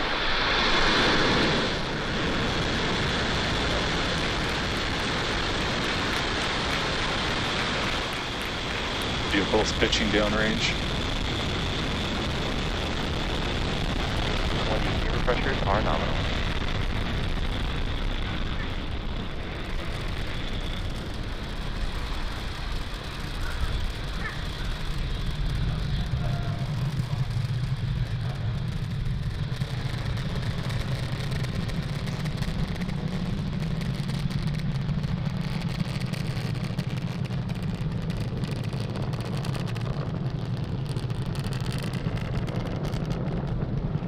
Power and telemetry nominal.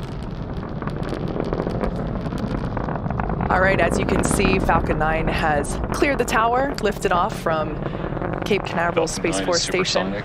We just heard the call out that the vehicle is supersonic.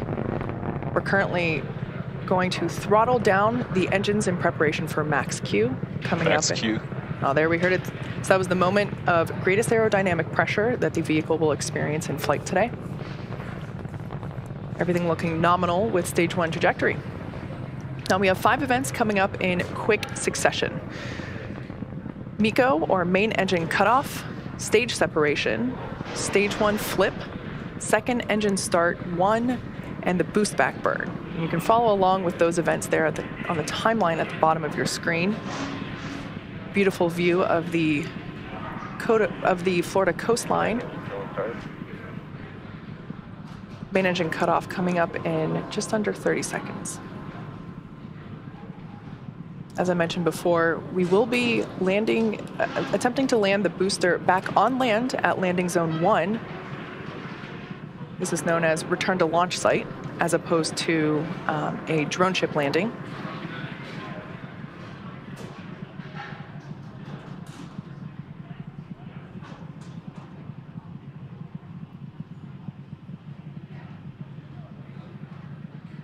MECO. Stage separation confirmed.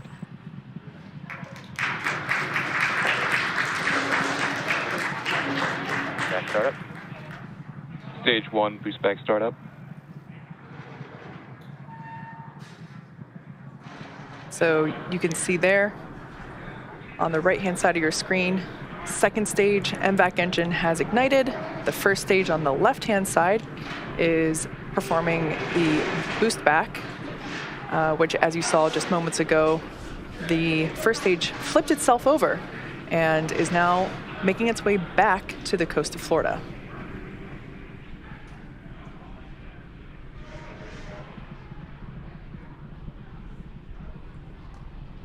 Everything looking nominal with second stage trajectory there on the right-hand side of your screen.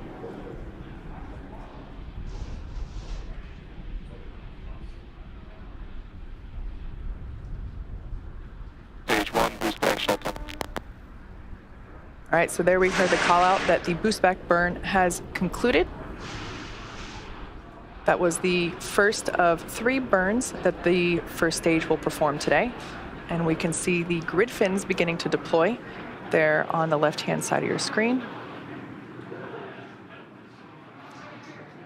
The next event we have coming up is fairing deployment.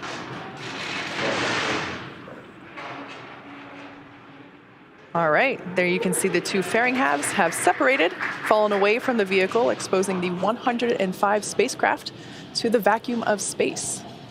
As a reminder, we will be attempting to recover these brand new fairing halves once they make their way back to Earth. We're currently in the first of 2 MVAC burns. This first one will last until T plus 8 minutes and 26 seconds. About another 4 minutes from now. Beautiful views from the first stage there on the left-hand side of your screen and the second stage on the right. The next milestone will be the first stage booster re-entry burn. Falcon 9 executes an entry burn to slow itself down before hitting the dense part of the atmosphere. Without this burn, relying on the atmosphere alone to slow down the Falcon 9 would put unnecessary strain on the rocket. And there we can see the east coast of Florida. Stage 2 on a nominal trajectory. Space Coast there in the background of on the left-hand side. Once again, we are launching the Transporter 3 mission today. This is SpaceX's third dedicated smallsat rideshare program mission, and it's our second mission of 2022. SpaceX is targeting at least 3 dedicated rideshare flights to sun-synchronous orbit per year, and we also offer opportunities for a ride to orbit on our Starlink missions, which launch every couple of weeks. Smallsats can ride to space on SpaceX's Falcon 9, Falcon Heavy, as well as Starship in the not-too-distant future.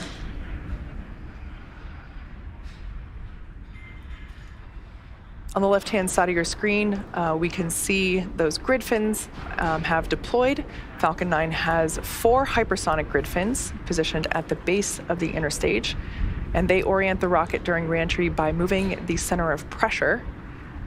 We can also see some white puffs of gas coming off from Falcon 9. Those are cold nitrogen gas, which help with attitude control.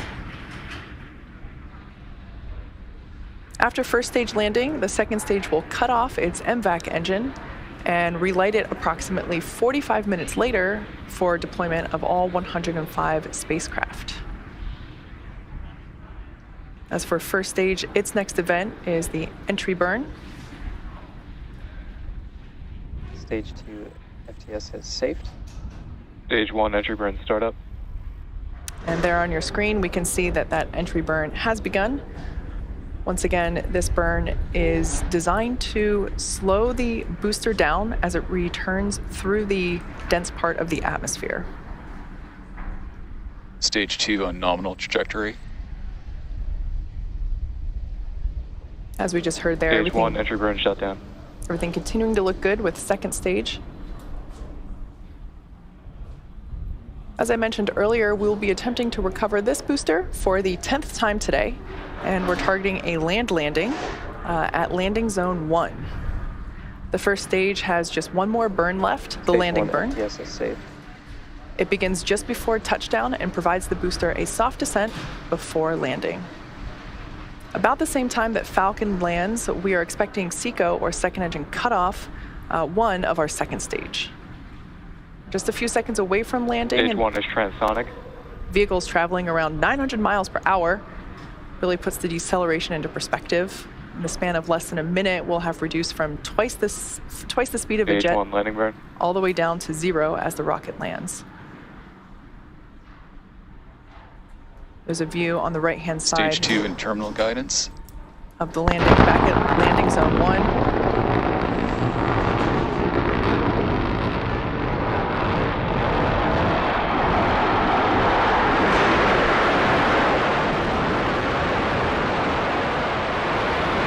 Stage 1 landing leg deployed.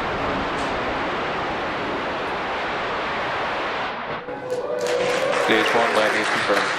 As you heard from the call out there and from the cheers behind me, we have successfully landed this Falcon 9 for the 10th time. It's also the 102nd recovery of an orbital class rocket. Nominal parking orbit. All right, so we just heard there, second stage had a good orbit. So we cut off or shut down the MVAC engine on the second stage. And as we just heard, we had good orbit. So we're now going to coast for the next 45 minutes or so while we wait for second engine start 2, or SES 2. We'll see you back here at around T plus 55 minutes.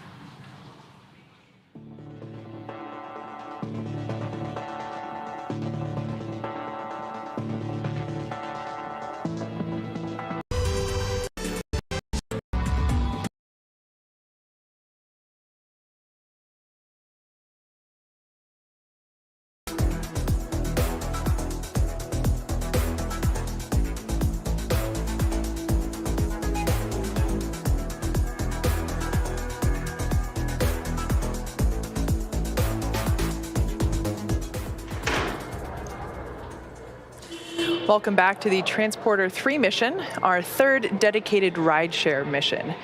Falcon 9 lifted off at 10:25 a.m. Eastern from Cape Canaveral Space Force Station, had a successful stage separation, landed first stage back at landing zone 1, and successfully completed our first second stage burn.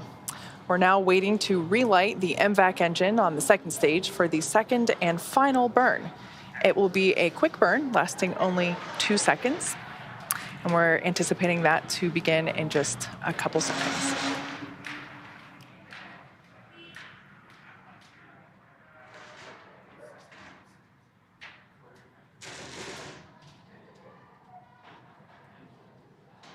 MVAC ignition and shutdown. All right, as we saw there on your screen, like I mentioned, only a 2-second burn, super quick.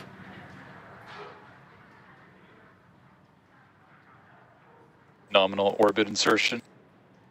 Okay, and there we heard the call out that we have confirmation of good orbit.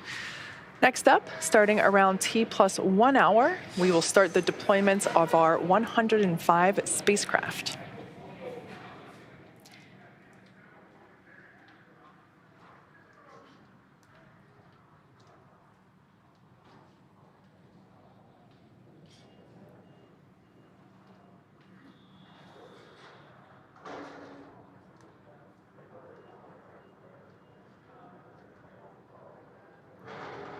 As I mentioned earlier, this is our third dedicated rideshare mission.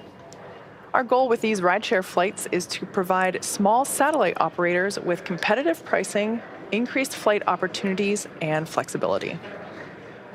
These dedicated rideshare flights to sun-synchronous orbit will occur about 3 times a year, providing regular access to orbit. Additionally, we offer opportunities for a ride to orbit on our Starlink missions, which launch every couple weeks or so. Coming up in approximately 2 minutes, we're expecting the start of the deployment sequence. There will be 82 deployments for 105 spacecraft, which will occur over a 30-minute period of time. These deployments include microsats, CubeSats, pocket cubes, and orbital transfer vehicles, which are sometimes called space tugs. And they will deploy the spacecraft after separating from Falcon 9. Many of these deployments will be grouped within seconds of each other. As I mentioned at the start of the webcast, due to the lack of ground station coverage at times in the position of our camera, we expect only a handful of our deployments to be visible today. However, we do expect to have telemetry and hear audio confirmation over the nets when in range of the ground stations. So you should hear a call out from our mission operators as each deployment happens. And keep in mind, most of these deployments include multiple satellites. So while there are 82 individual deployments, at the end... Acquisition of signal, Bangalore. At the end, we will have put 105 satellites into orbit. It's also worth mentioning that because many of the spacecraft are being deployed in groups, and because there is a large communications blackout during the deploy sequence, we won't be able to confirm every deployment in real time. You should hear most of the deployments called out by the operator on console, but for any reason that we don't hear in real time, we will try to provide updates by the close of the webcast. So we're about to start our first batch of deployments. Over the next 8 minutes, we are expecting to hear the callouts for the 26 deployments and have a handful of live views. Several of the customers on board this transporter mission have multi-launch agreements with SpaceX. So some of the names might sound familiar to those of you who have tuned in for previous rideshare missions. To see the full list of deployments, head over to SpaceX.com. We're expecting our first deployment in about 10 seconds. As I mentioned, this is a batch. So let's listen in for this first batch of deployments.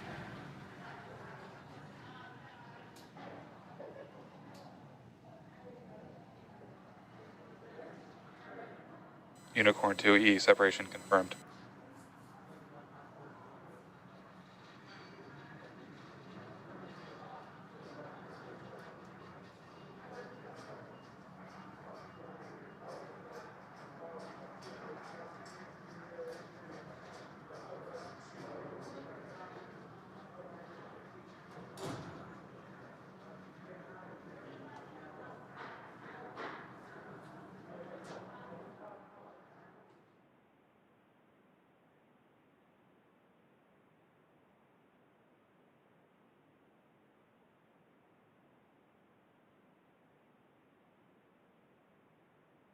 Alpha Pod 2, separations confirmed.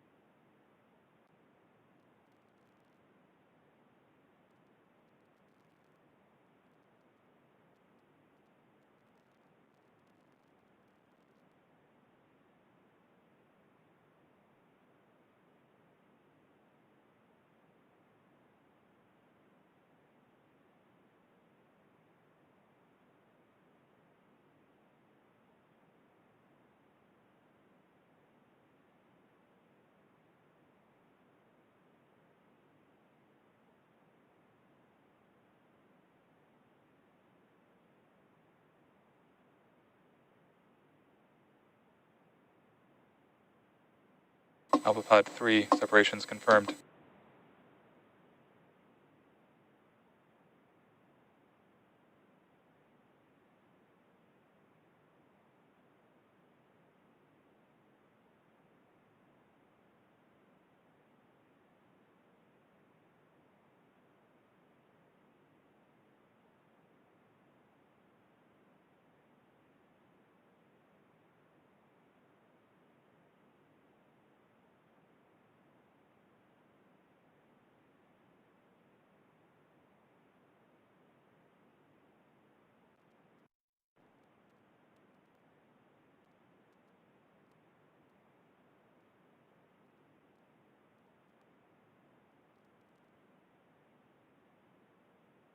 ETVA 1, separation confirmed.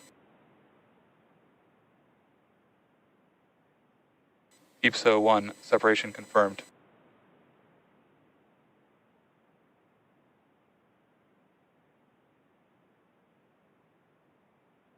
Gossamer Piccolomini, separation confirmed.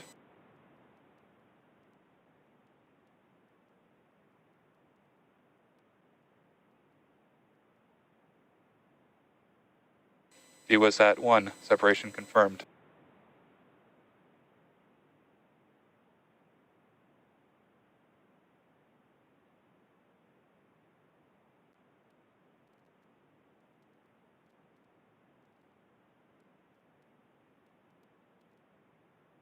NUX 1, separation confirmed.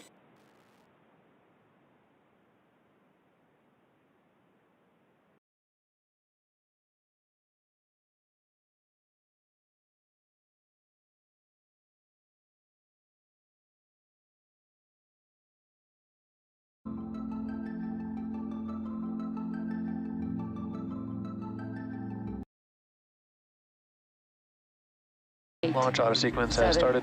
6, 5, 4, 3, 2, 1. Go for launch.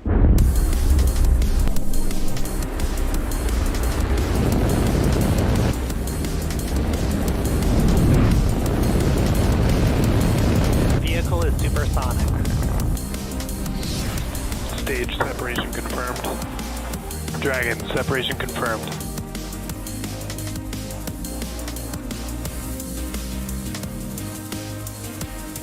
Stage 1 is transonic. Landing legs have deployed. And Falcon 9 has landed.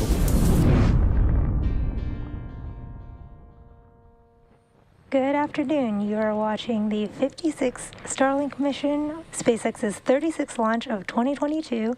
My name is Yomezo. I'm a Dragon propulsion engineer here at SpaceX, and I'll be your host here today. We are currently a little under...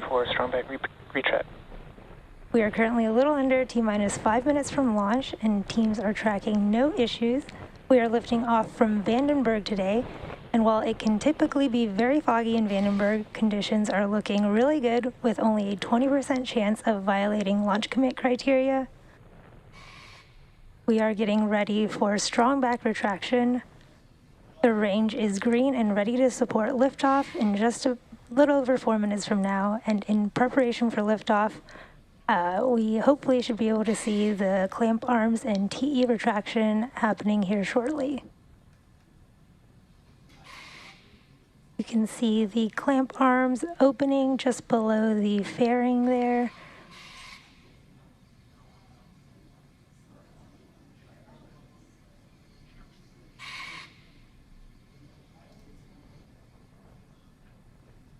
And there is the start of the TE retraction. Again, the TE is that truss structure that is currently moving backwards that provides fluids and electrical connections to the Falcon 9 first and second stages while it waits for launch on the pad.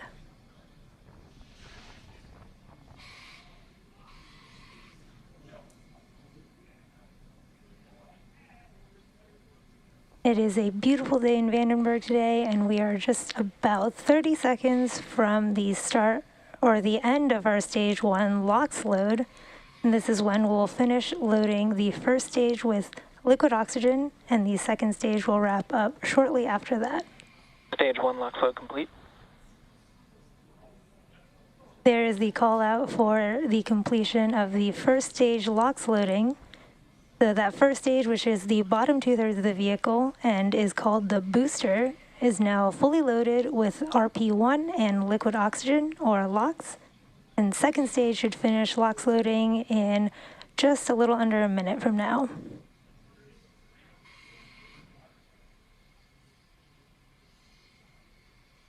You can see really cool views of that cold liquid oxygen causing condensation clouds all around Falcon 9 there.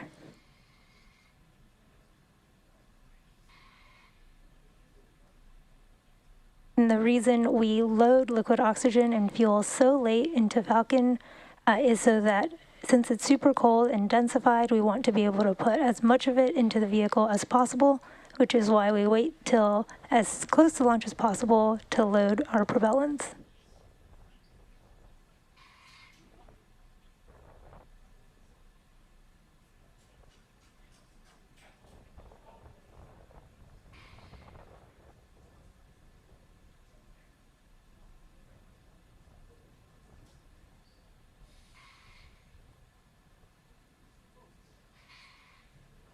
Second stage LOX loading should be completing here shortly.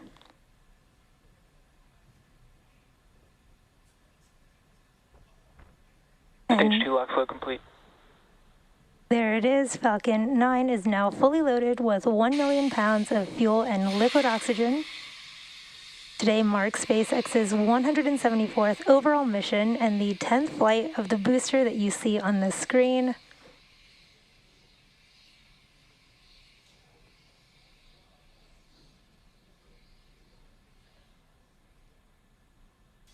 In just a few moments here, Falcon 9 will be in startup and the internal flight computers will take over the countdown.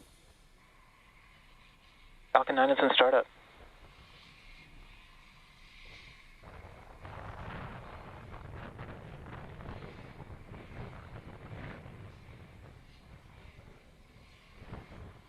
LD is go for launch. The launch director has given that final go for launch.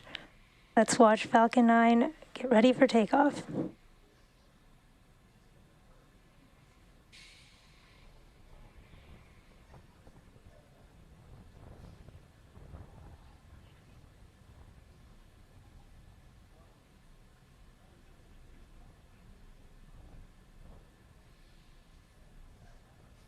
T-minus 15 seconds.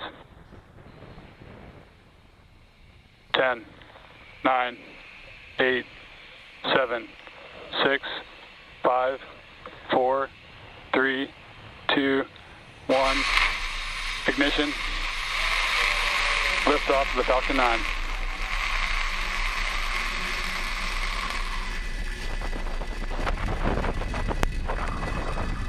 Beacon 1D chamber power station off.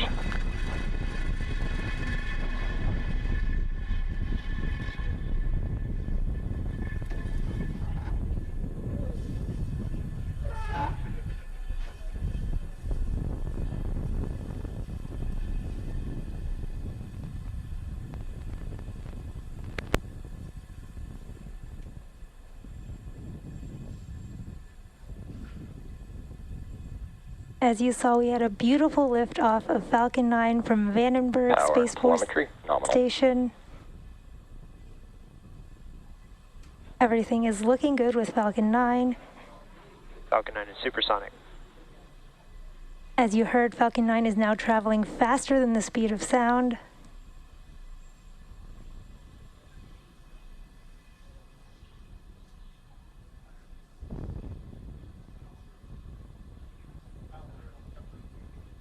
Max Q. Falcon 9 has just passed through Max Q, which is the maximum dynamic pressure that it will feel during flight.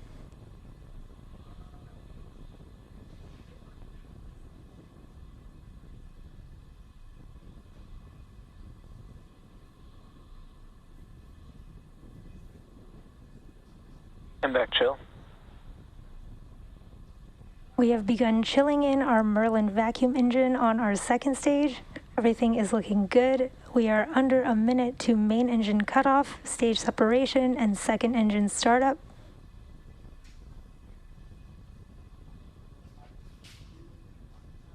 You can see on your left the speed and altitude of Falcon 9 right now. It is accelerating right now. We're going almost 5,000 kilometers an hour.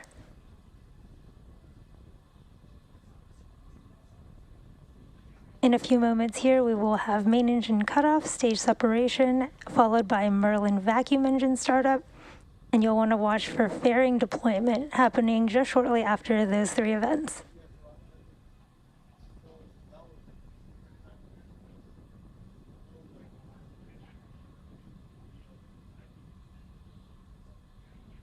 Nico.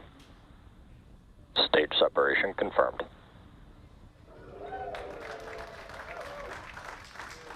And back ignition. You saw Fairing separation confirmed.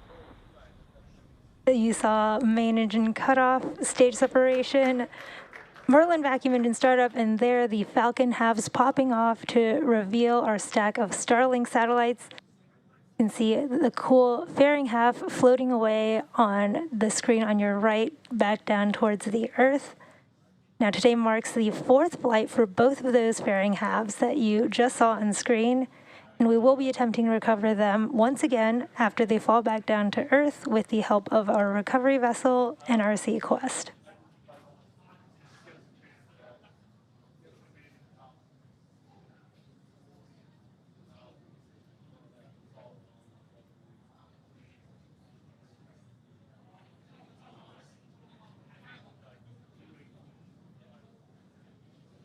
Beautiful live views from the first stage on your left and the second stage on your right. You can see those grid fins on the first stage and that Merlin vacuum engine on your second stage.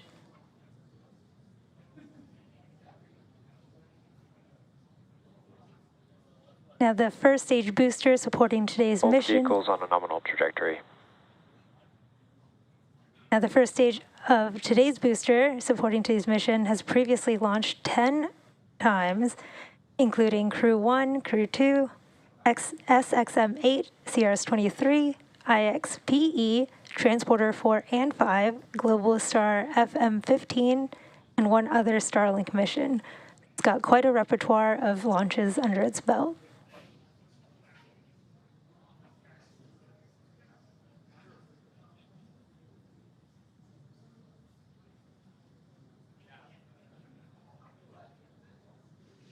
You can see the respective speeds and altitudes of the first and second stages on your bottom left and right. You can see that the first stage is kind of just coasting there as it is making its way back down to Earth, whereas the second stage is accelerating under the power of the Merlin vacuum engine.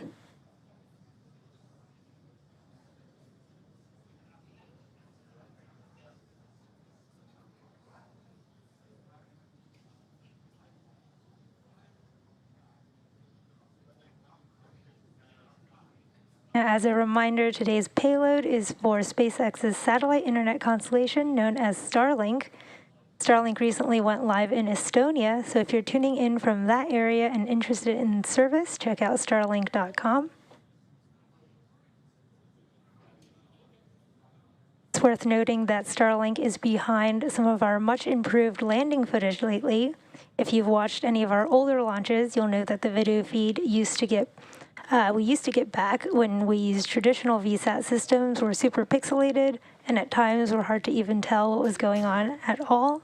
But with Starlink, which has a much lower latency and much increased bandwidth, along with less susceptibility to vibrations, it has allowed us to share some really beautiful rocket landings with everyone watching, and hopefully we'll be able to see that again today.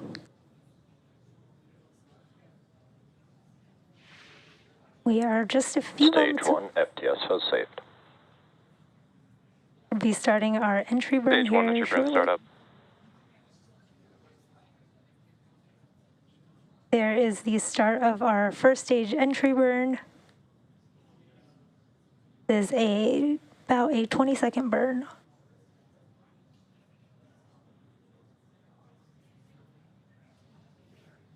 Stage 1 entry burn shutdown. We had a good entry burn on our first stage, and that was a 3-engine burn that helped slow that first stage down as it entered the upper parts of the Earth's atmosphere.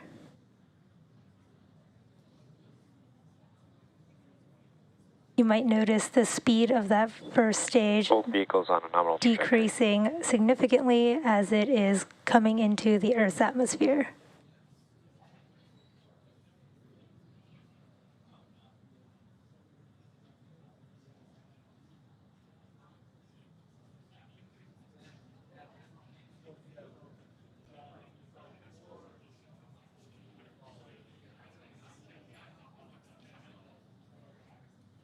In about 30 seconds Stage here, 1 is transonic. we should be seeing the first stage landing burn. And as you just heard the call out, stage 1 is now traveling near or below the speed of sound. Stage 2 FTS has saved.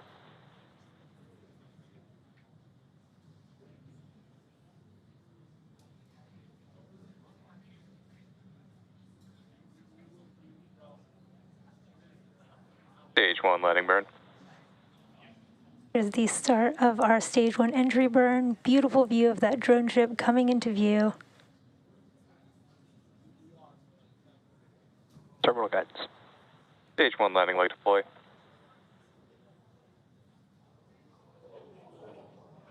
Stage 1 landing is confirmed.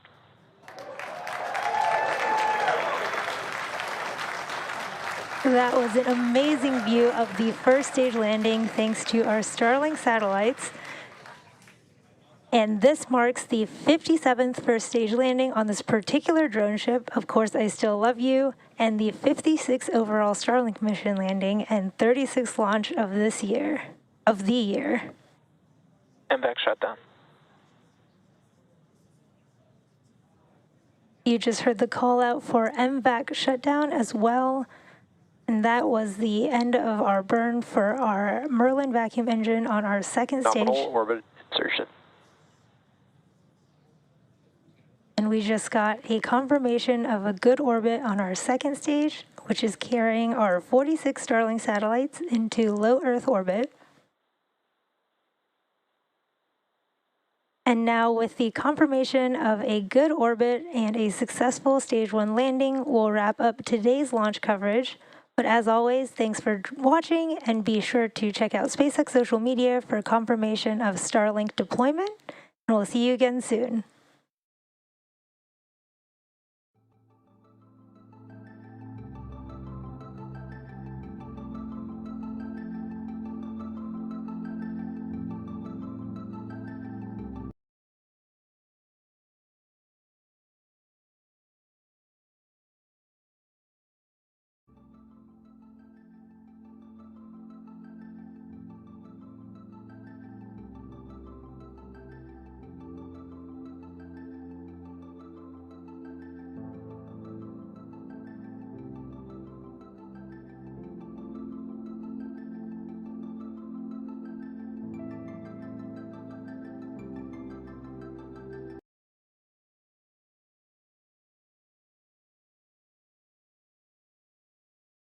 Nine, 8, Launch auto sequence has 7, started.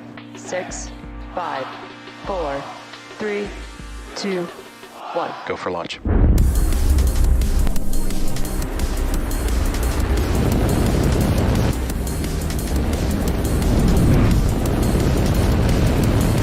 Vehicle is supersonic. Stage separation confirmed. Dragon, separation confirmed.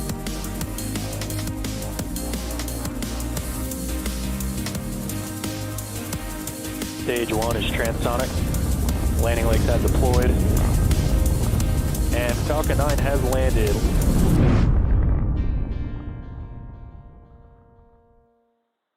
Good evening. You are tuning in to the 55th Starlink mission set to launch from Launch Complex 39A at Kennedy Space Center in Florida. The teams are currently tracking no issues with the vehicle or spacecraft. Weather is also looking good and range are both green for liftoff, so we are proceeding with a T0 at 10:14 p.m. Eastern Time. Now let's follow along as Falcon 9 prepares to launch another 52 Starlink satellites into space. Now you can see on your screen the clamp arms on that transporter erector are opening up. The transporter erector is that structure next to the vehicle. It will start to retract here shortly.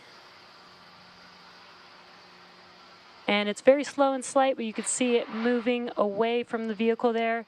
The TE retracts away from the vehicle even more at liftoff, and that clears the way for Falcon 9 as it Stage lifts 1, off. LOX load complete.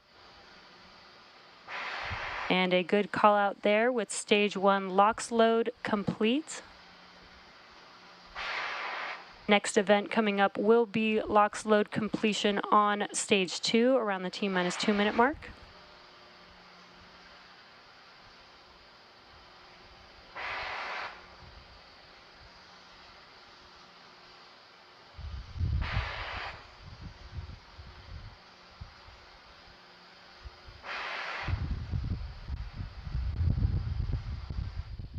We're about 30 seconds away from LOX load completion on second stage. Once that concludes, the Falcon 9 vehicle will be fully loaded with 1 million pounds of fuel and liquid oxygen.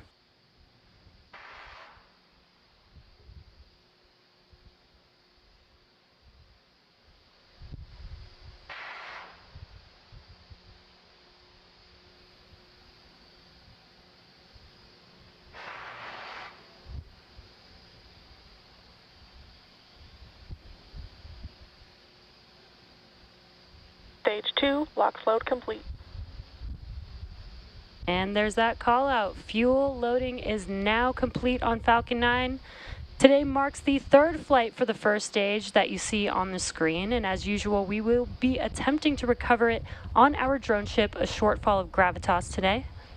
And if successful, it will mark our 35th first stage landing. Launch gas closeouts has started. 35th first stage landing just this year. Now, as a quick update, Starlink is now available in 37 countries around the world. We also wanted to share a quick update from Coconino County in northern Arizona, which is leading the effort to bring Starlink to Navajo Nation students. Last year, we shared that about 45 homes were using the beta version of Starlink, and since then, the county identified more students with inadequate or no internet connection, and about 150 homes in the area are now connected and using the service. And we had a great call out. LD is go for launch, so let's watch as the Falcon 9 vehicle carries the Starlink satellites into space.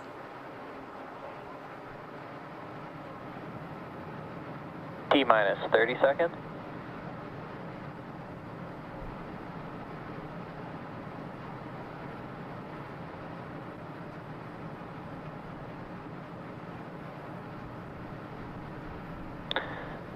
Seconds. T-minus 10, 9, 8, 7, 6, 5, 4, 3, 2, 1. Ignition. And liftoff of Starlink. Go Falcon, go Starlink.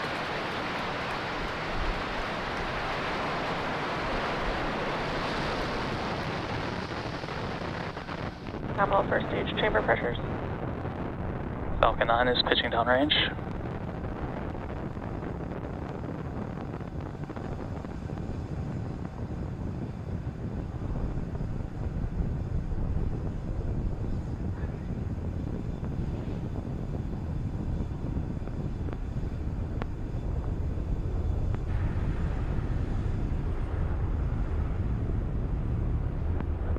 Falcon 9 has successfully lifted off from pad 39A. Nominal avionics, power and telemetry. And we are throttling down those engines in preparation for max Q, that is maximum dynamic pressure. Falcon is now supersonic. A great call out that Falcon is now supersonic. That means that it is traveling faster than the speed of sound. Max Q. And we've also passed through max Q.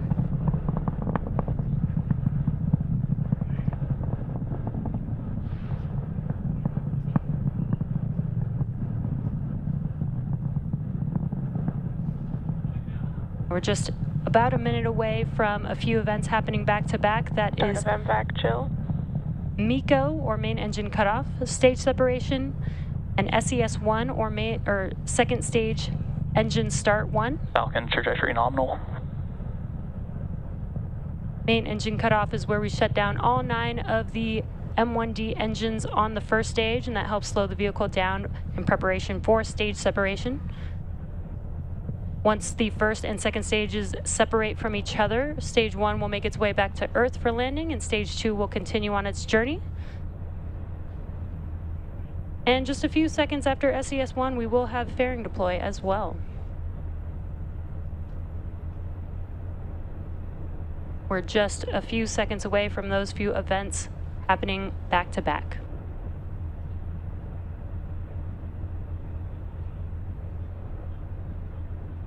Main engine cutoff. Stage separation confirmed. And back ignition.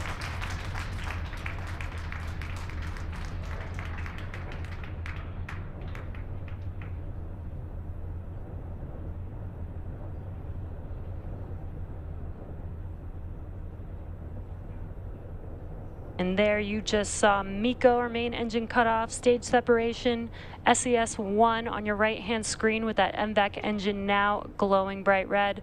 On your left-hand screen is a view of the first stage as it makes its way back down to Earth. And we also did see confirmation of the deploy of the fairing halves. Now this mission marks not only the third flight for the first stage booster, but also the third flight for each of the fairing halves that you saw separate from the second stage.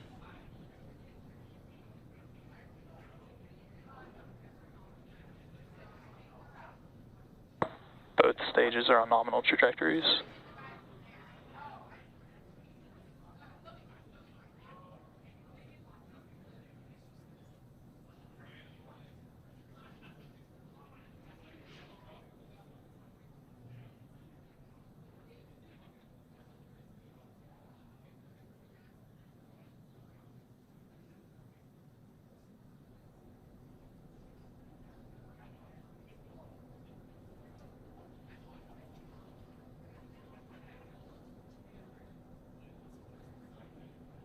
So far, everything is looking good for both vehicles on nominal trajectories. We are just a couple of minutes away from Acquisition of signal, Bermuda. Just a couple minutes away from the entry burn on the first stage. That is the next step for first stage as it makes its way back down to our landing zone. Today is a shortfall of gravitas. The entry burn is where 3 of the 9 M1D engines reignite and helps to slow the vehicle down as it enters back into the Earth's atmosphere.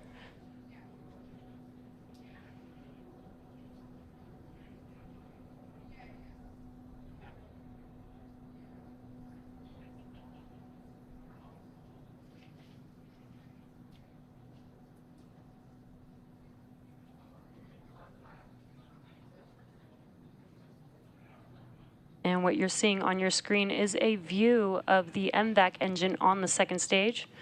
Still looking good on nominal trajectory. Today we are sending 52 Starlink satellites to LEO, or low Earth orbit. And as a reminder, this is our 55th overall Starlink mission and 21st Starlink mission just this year.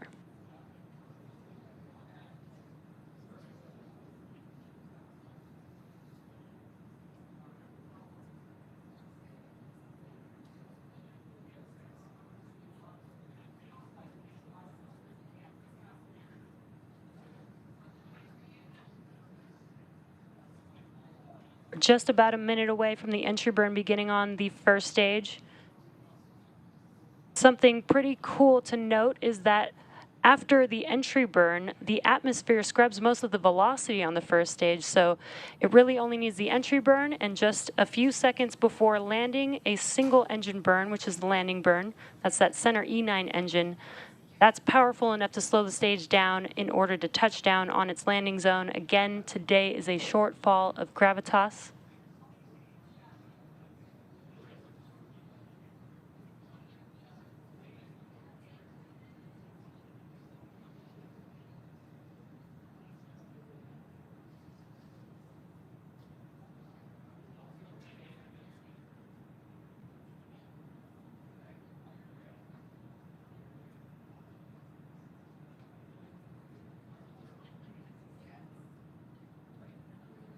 Stage 1 entry burn startup.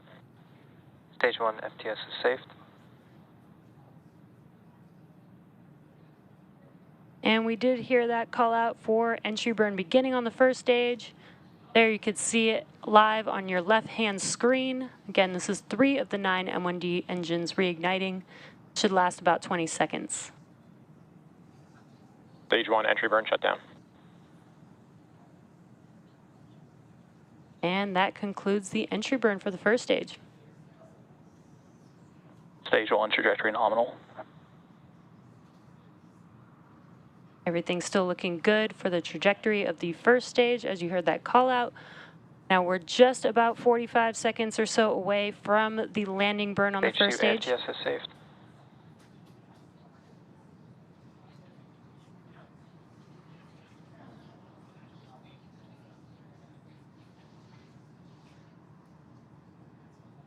Now with the landing burn coming up, we will also have SECO, or second engine cutoff 1, on the second stage around the Stage same 1 transonic.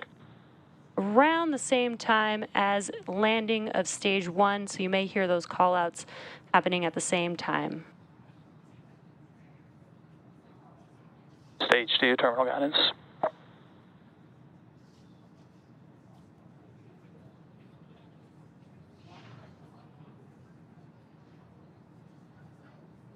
Stage 1 landing burn. And we heard that call out for stage 1 landing burn. There you could see on your left-hand screen. On your right-hand screen is a shortfall of gravitas. Let's watch as Falcon 9 attempts to land on our drone ship today. Stage 1 landing leg deploy.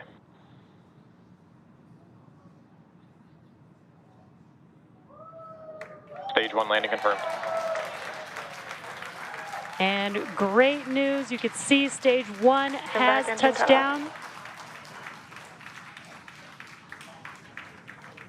This marks the 135th landing of our orbital class rocket. Nominal deploy orbit. Also heard that SECO 1 and a nominal deployment, orbital deployment.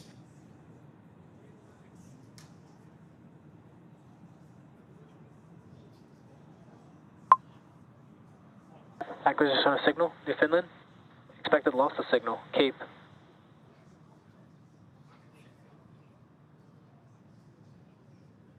So as you heard, we did have a good second engine cutoff. So stage 2 is now carrying 52 Starlink satellites into low Earth orbit. With confirmation of second stage engine cutoff, we're going to end the webcast for today. Thanks for joining us, and be sure to check out SpaceX social media for confirmation of Starlink deploy, and we'll see you next time.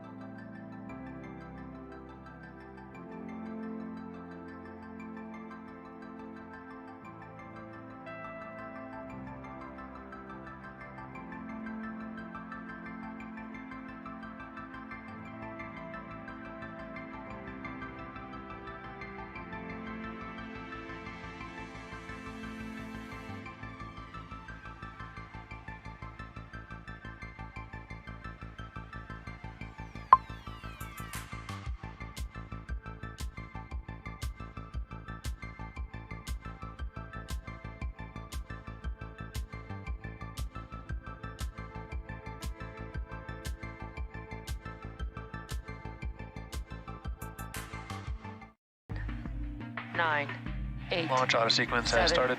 6, 5, 4, 3, 2, 1. Go for launch.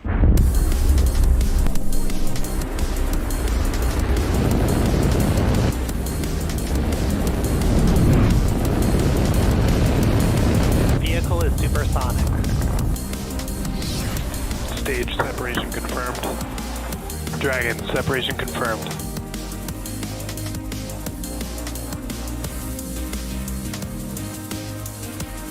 Stage 1 is transonic. Landing legs have deployed. And Falcon 9 has landed.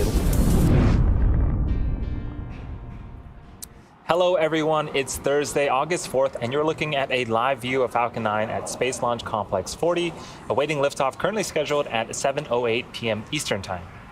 My name is Andy Tran, and I'm a quality engineer here at SpaceX's headquarters in Hawthorne, California. I'll be your host for SpaceX's 172nd overall launch and the 34th launch of this year. Our webcast today will cover the KPLO mission, or Korea Pathfinder Lunar Orbiter mission, headed to a ballistic lunar transfer orbit, which we'll get into a little bit later. For background, KPLO was given the Korean name of Tanuri, which is a combination of two Korean words, Tair, which means moon, and Nurida, which means to enjoy. KPLO will also be South Korea's first lunar orbiter, and it's been in development by the Korea Aerospace Research Institute, or KARI, since 2016. On board the lunar orbiter are a total of 6 science and technology payloads from renowned organizations such as the Kyunghee University, the Korea Institute of Geoscience and Mineral Resources, the Korea Astronomy and Space Science Institute, and NASA.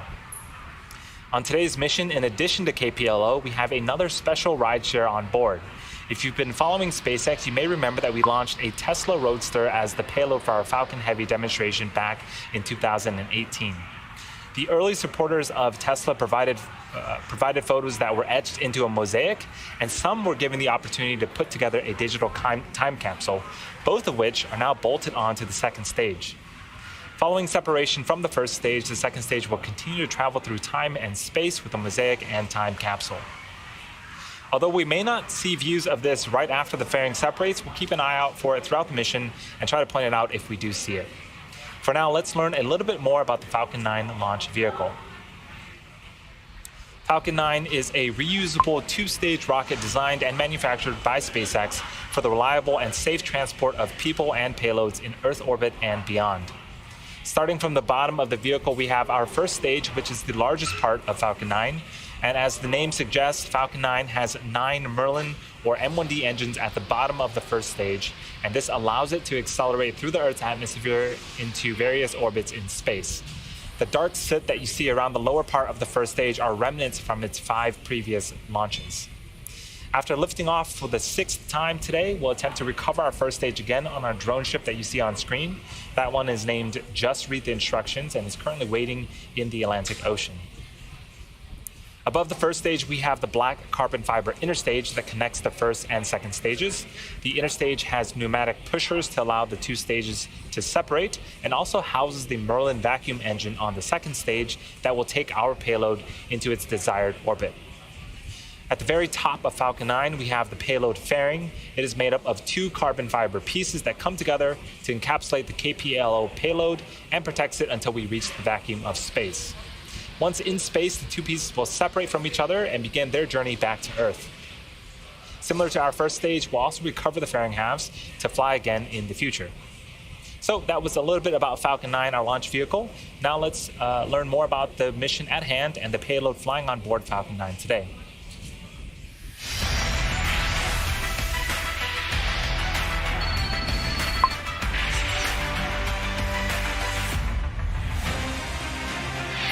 KPLO is an acronym for Korea Pathfinder Lunar Orbiter, and its Korean name is Vandenberg.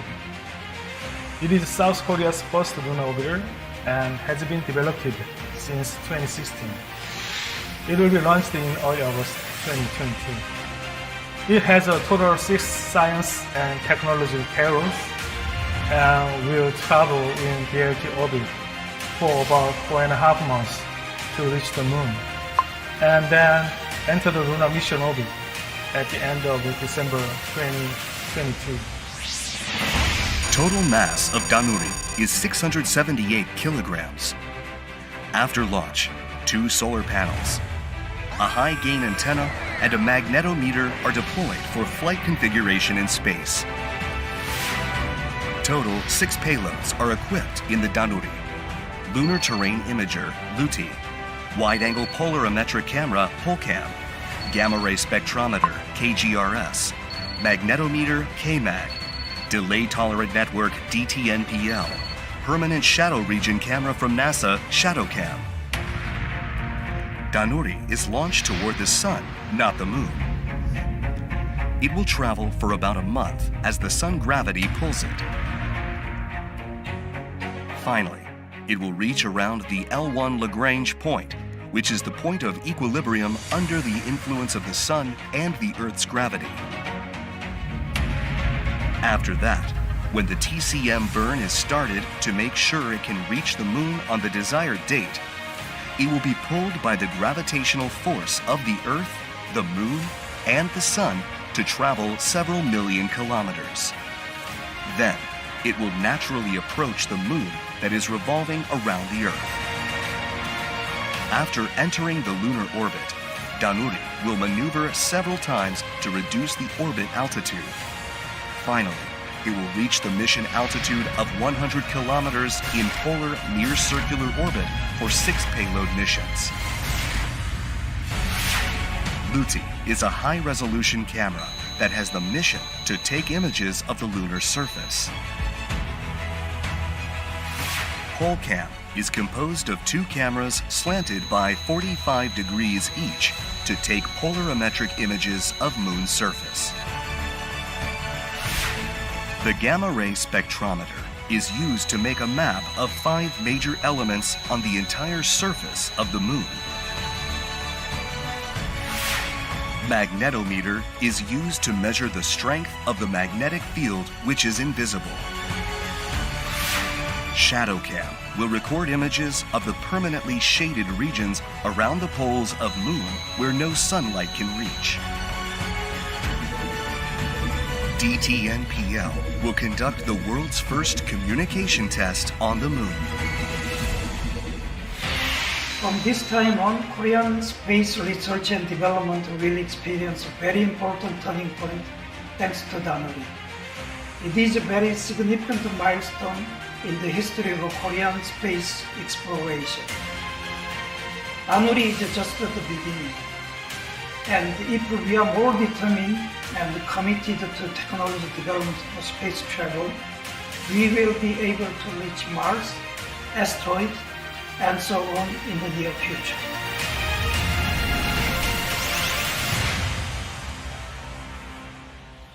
As we saw in the video, KPLO's final destination will be the Moon, or a lunar orbit to be more precise. Traditionally, if we wanted to send something to the Moon, we would launch the payload into a lunar transfer orbit or a trans-lunar injection orbit. A lunar transfer orbit has an apogee altitude of approximately 385,000 kilometers, which is roughly the distance between the Moon and the Earth. To support this type of launch, our teams would select a launch window that would allow the payload to meet the Moon when it reaches apogee, and at that point it would use its own propulsion to get into an orbit around the Moon. Although this is the fastest approach, it also requires a significant amount of fuel for the payload to get into its final orbit around the Moon. KPLO will instead be launched into a ballistic lunar transfer orbit, which will require KPLO to be launched into a much higher orbit of about 1.2 million kilometers, which is about 3 times higher than the lunar orbit we just saw. At this height, the gravitational pull from the Sun starts becoming dominant compared to that of the Earth. The payload will then fire its thrusters to put itself on a return trajectory towards Earth, and this will bring it closer to the Moon, where it will once again use its thrusters to maneuver into a lunar orbit. The ballistic lunar transfer approach takes much longer to get into the final lunar orbit, but it requires a lot less fuel from the satellite. So turning our attention back on screen, we see that the strong back, which is that gray structure next to the vehicle, it should begin to recline away from Falcon 9. Strong back recheck in progress. We can see on screen that it is indeed reclining to its pre-launch position. It is part of a larger structure called the Transporter Erector, also known as the TE. The TE's job is to roll the rocket out to the pad and raise it to the vertical launch position that you see on screen. It also routes the vehicle's fluids, powers, and telemetry umbilicals from the ground systems to the rocket and satellites until Falcon 9 goes on internal power and clears the pad. The strong back will continue to recline away from Falcon 9 as we get closer to T0 to provide clearance for Falcon 9 to lift off. Stage 1 LOX load is complete. Our team in Florida began loading propellant at the T-minus 35-minute mark, and we are nearly full on both stages. Falcon 9's first and second stages use the same two propellants. We use RP1 or rocket propellant 1 as our fuel, and super chilled liquid oxygen or LOX for our oxidizer. In addition to these two propellants, we also use the chemical TTEB or triethyl aluminum and triethyl borane as an ignition source. The combination of RP1 and LOX is what makes the rocket go, but it's TTEB that sets the match to the propellant mix. So right now the weather looks like we're just a 10% chance of violating launch weather requirements. The launch vehicle, satellite, and range are all looking good for an on-time liftoff today at 7:08 p.m. Eastern Time.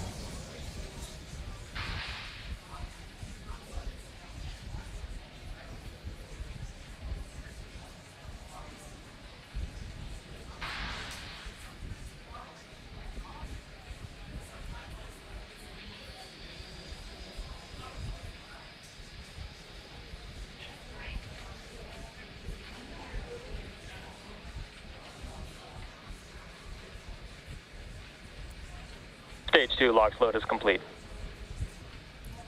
That call out for stage 2 LOX load complete, that means that the vehicle is fully fueled on both stages and ready for liftoff just 90 seconds from now.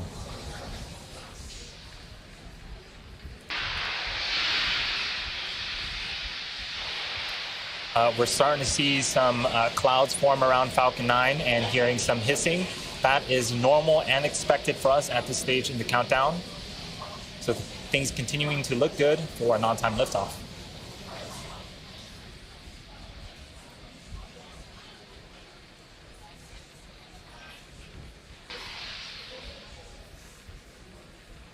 Falcon 9 is in startup. The vehicle is in startup, which means that both stages are beginning to pressurize for liftoff.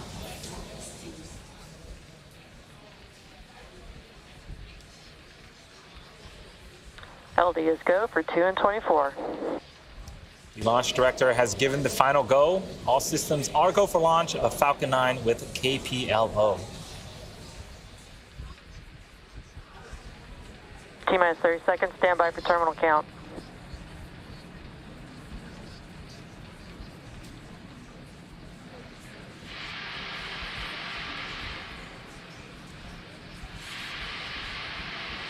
Fifteen.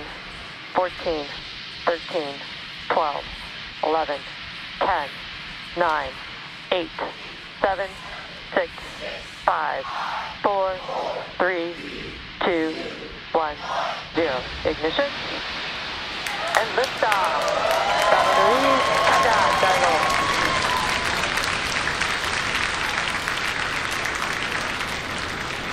Vehicles pitching downrange. Stage 1 propulsion is nominal.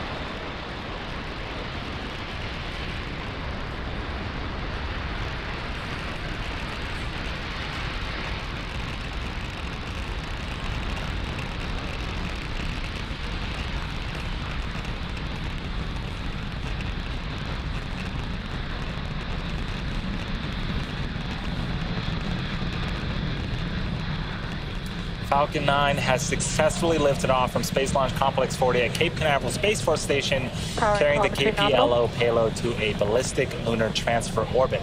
So we are beginning to throttle down the engines on the first stage to prepare for a period known as max Q. During this period, the vehicle is going to experience the highest amount of aerodynamic stresses Vehicle supersonic.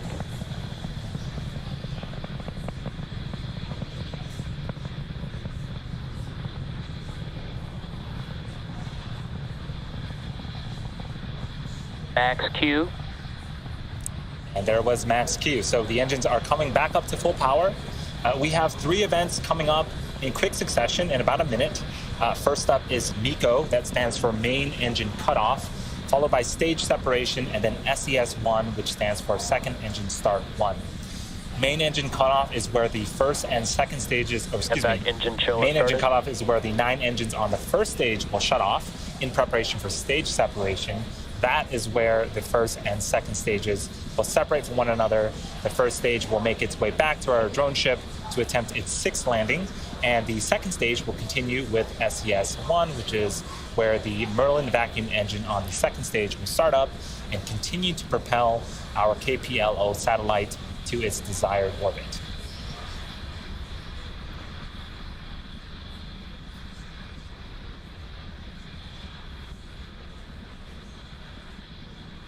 Those events are coming up in about 10 seconds. For now, we are enjoying some excellent views of Falcon 9 during its ascent phase.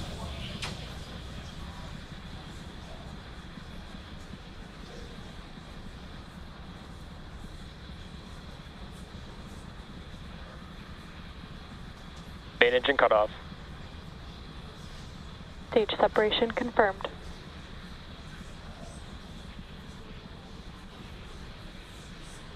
MVAC ignition.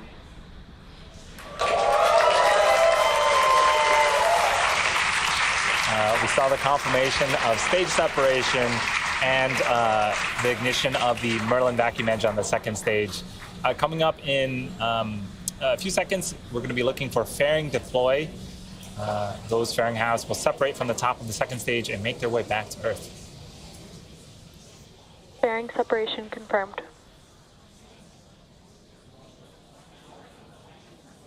And off they come. So those 2 fairing halves are now falling back to Earth.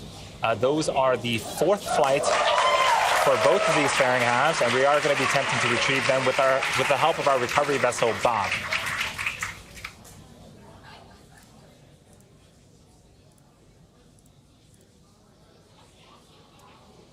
So we're coming up on T plus signal, Bermuda. 4 minutes into the mission. We have a couple of views on screen. On the left-hand side is a view of that first stage, continuing to make its way back to Earth.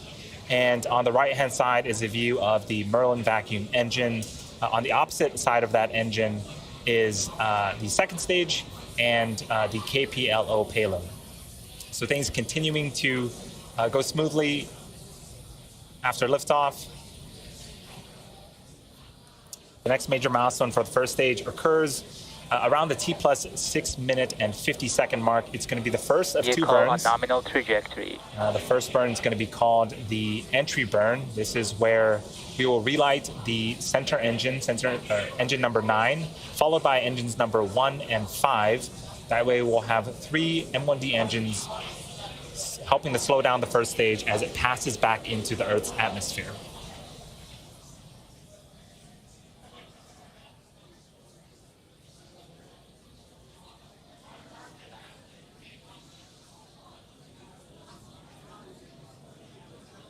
The engine that you see on the right-hand side of the screen is optimized to perform in the vacuum of space.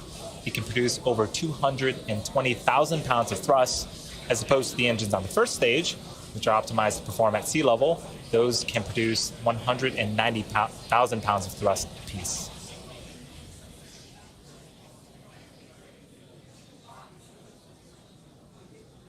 This view that you see on the left-hand side of the screen, that's actually inside the inner stage looking up. We mentioned those pusher rods, and that we saw a glimpse of those with that video. You can also see some action on the left-hand side of the screen. We see some bursts of white gas. That is nitrogen from our attitude control system. That, in conjunction with those hypersonic griffins that you see on screen, we see 2 of them. There's actually 4 at the top of the first stage. Those help to guide and steer and orient the first stage back to its targeted landing zone. Today it's going to be the drone ship Just Read the Instruction.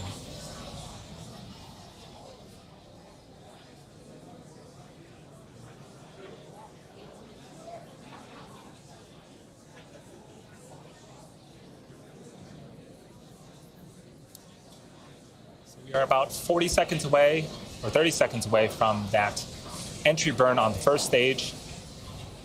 Second stage continues to perform nominally.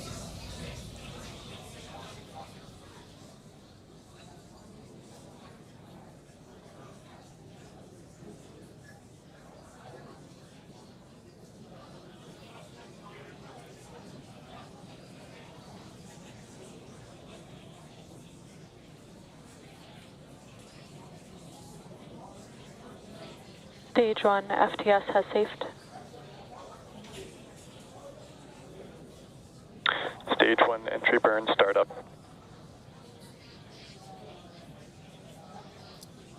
And those engines have indeed relit. The first stage is currently slowing down before hitting the denser parts of the Earth's atmosphere. This burn is expected to last for about 30 seconds.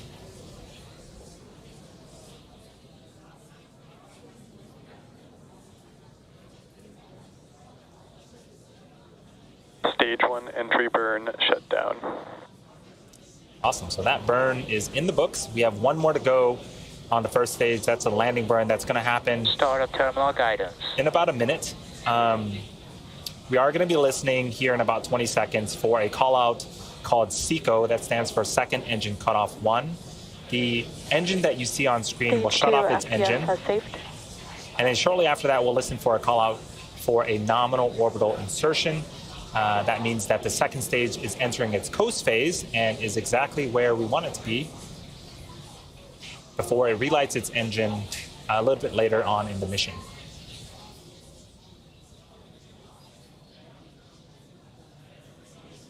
MVAC shutdown. So we did see that the MVAC Stage 1 transonic shut down.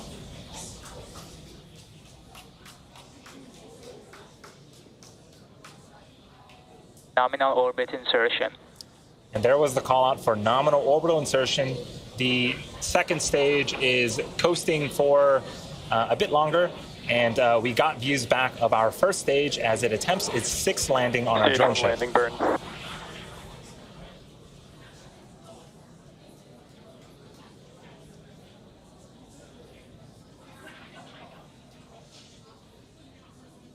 You can start to see the drone ship.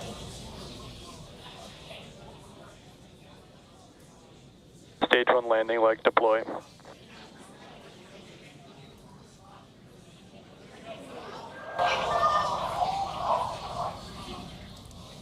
Sometimes the video cuts out. We'll wait for confirmation of whether or not the first stage was able to land. But for now, we know that the second stage is in its coasting orbit. And there is that second stage with the Merlin vacuum engine off. And that's a view of the KPLO payload.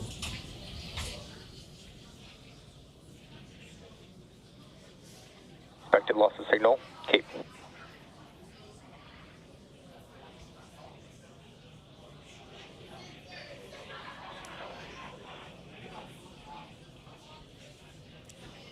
So we haven't heard confirmation of the first stage, whether it was able to land for the sixth time, but the second stage is now embarking on its coast phase between the first and second burns of the MVAC engine.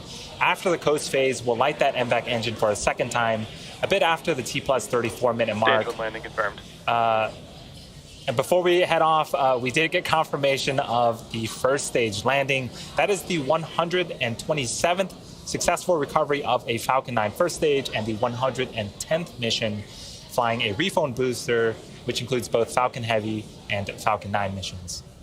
So we'll see you back here in about 20 minutes. In the meantime, enjoy the Space Tunes.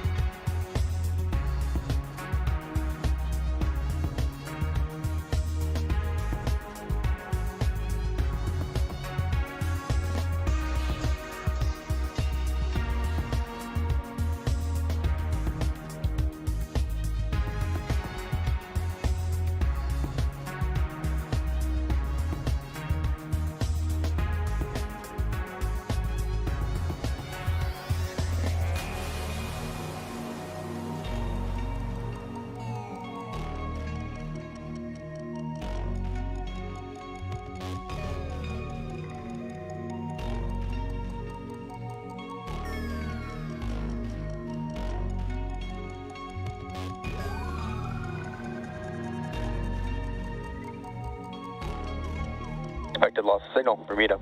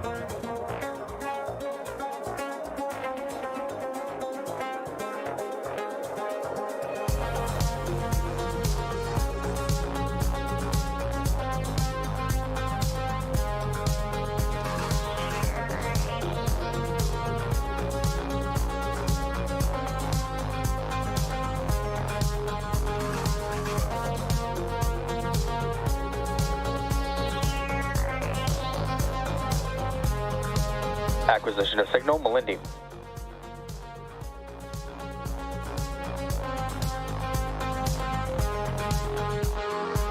Expected loss of signal, Gabon.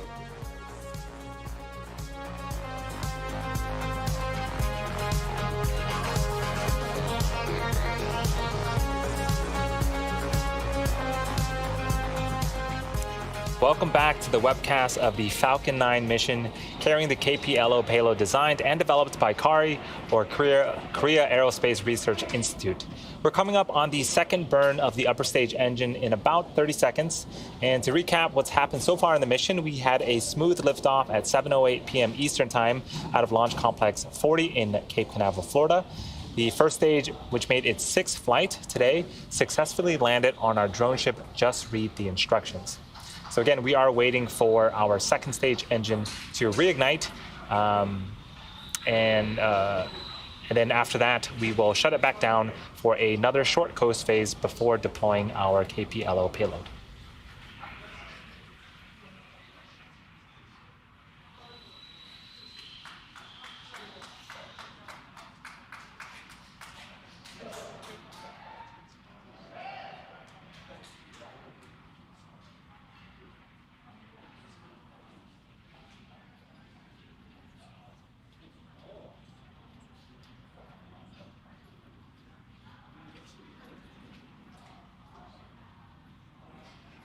It doesn't look like we are going to be getting video views of the second stage, so we'll be waiting for the call out of SES-2.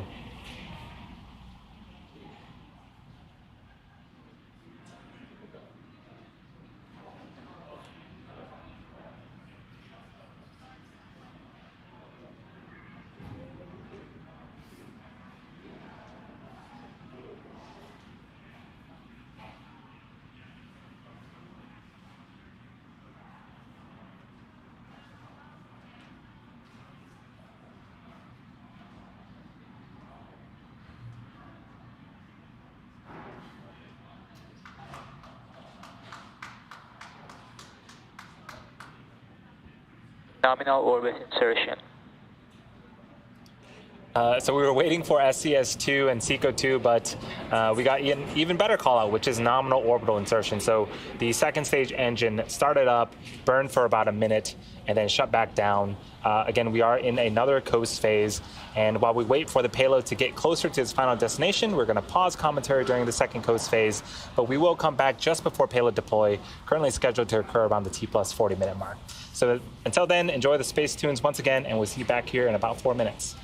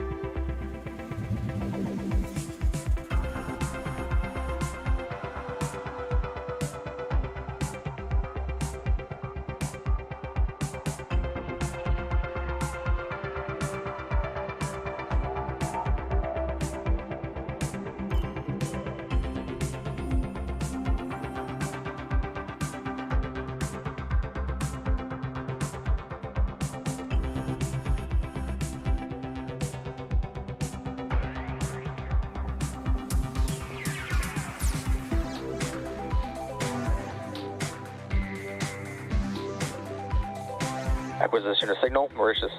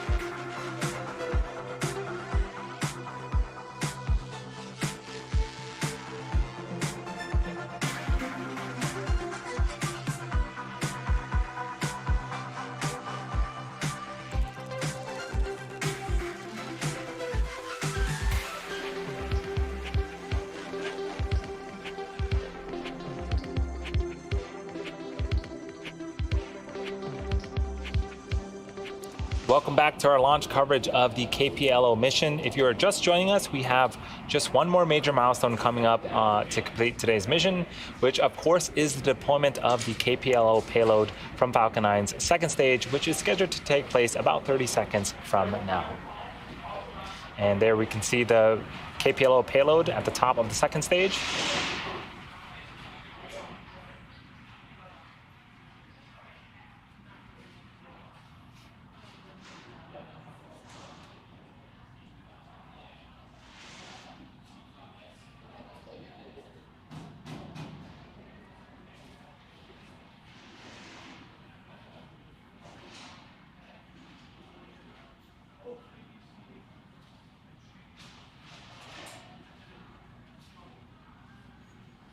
KPLO, deploy confirmed. And there you have it. Confirmation of successful separation of KPLO from Falcon 9's second stage. KPLO still has a bit of work to do over the next 4.5 months before getting into a lunar orbit, but we do wish it safe travels.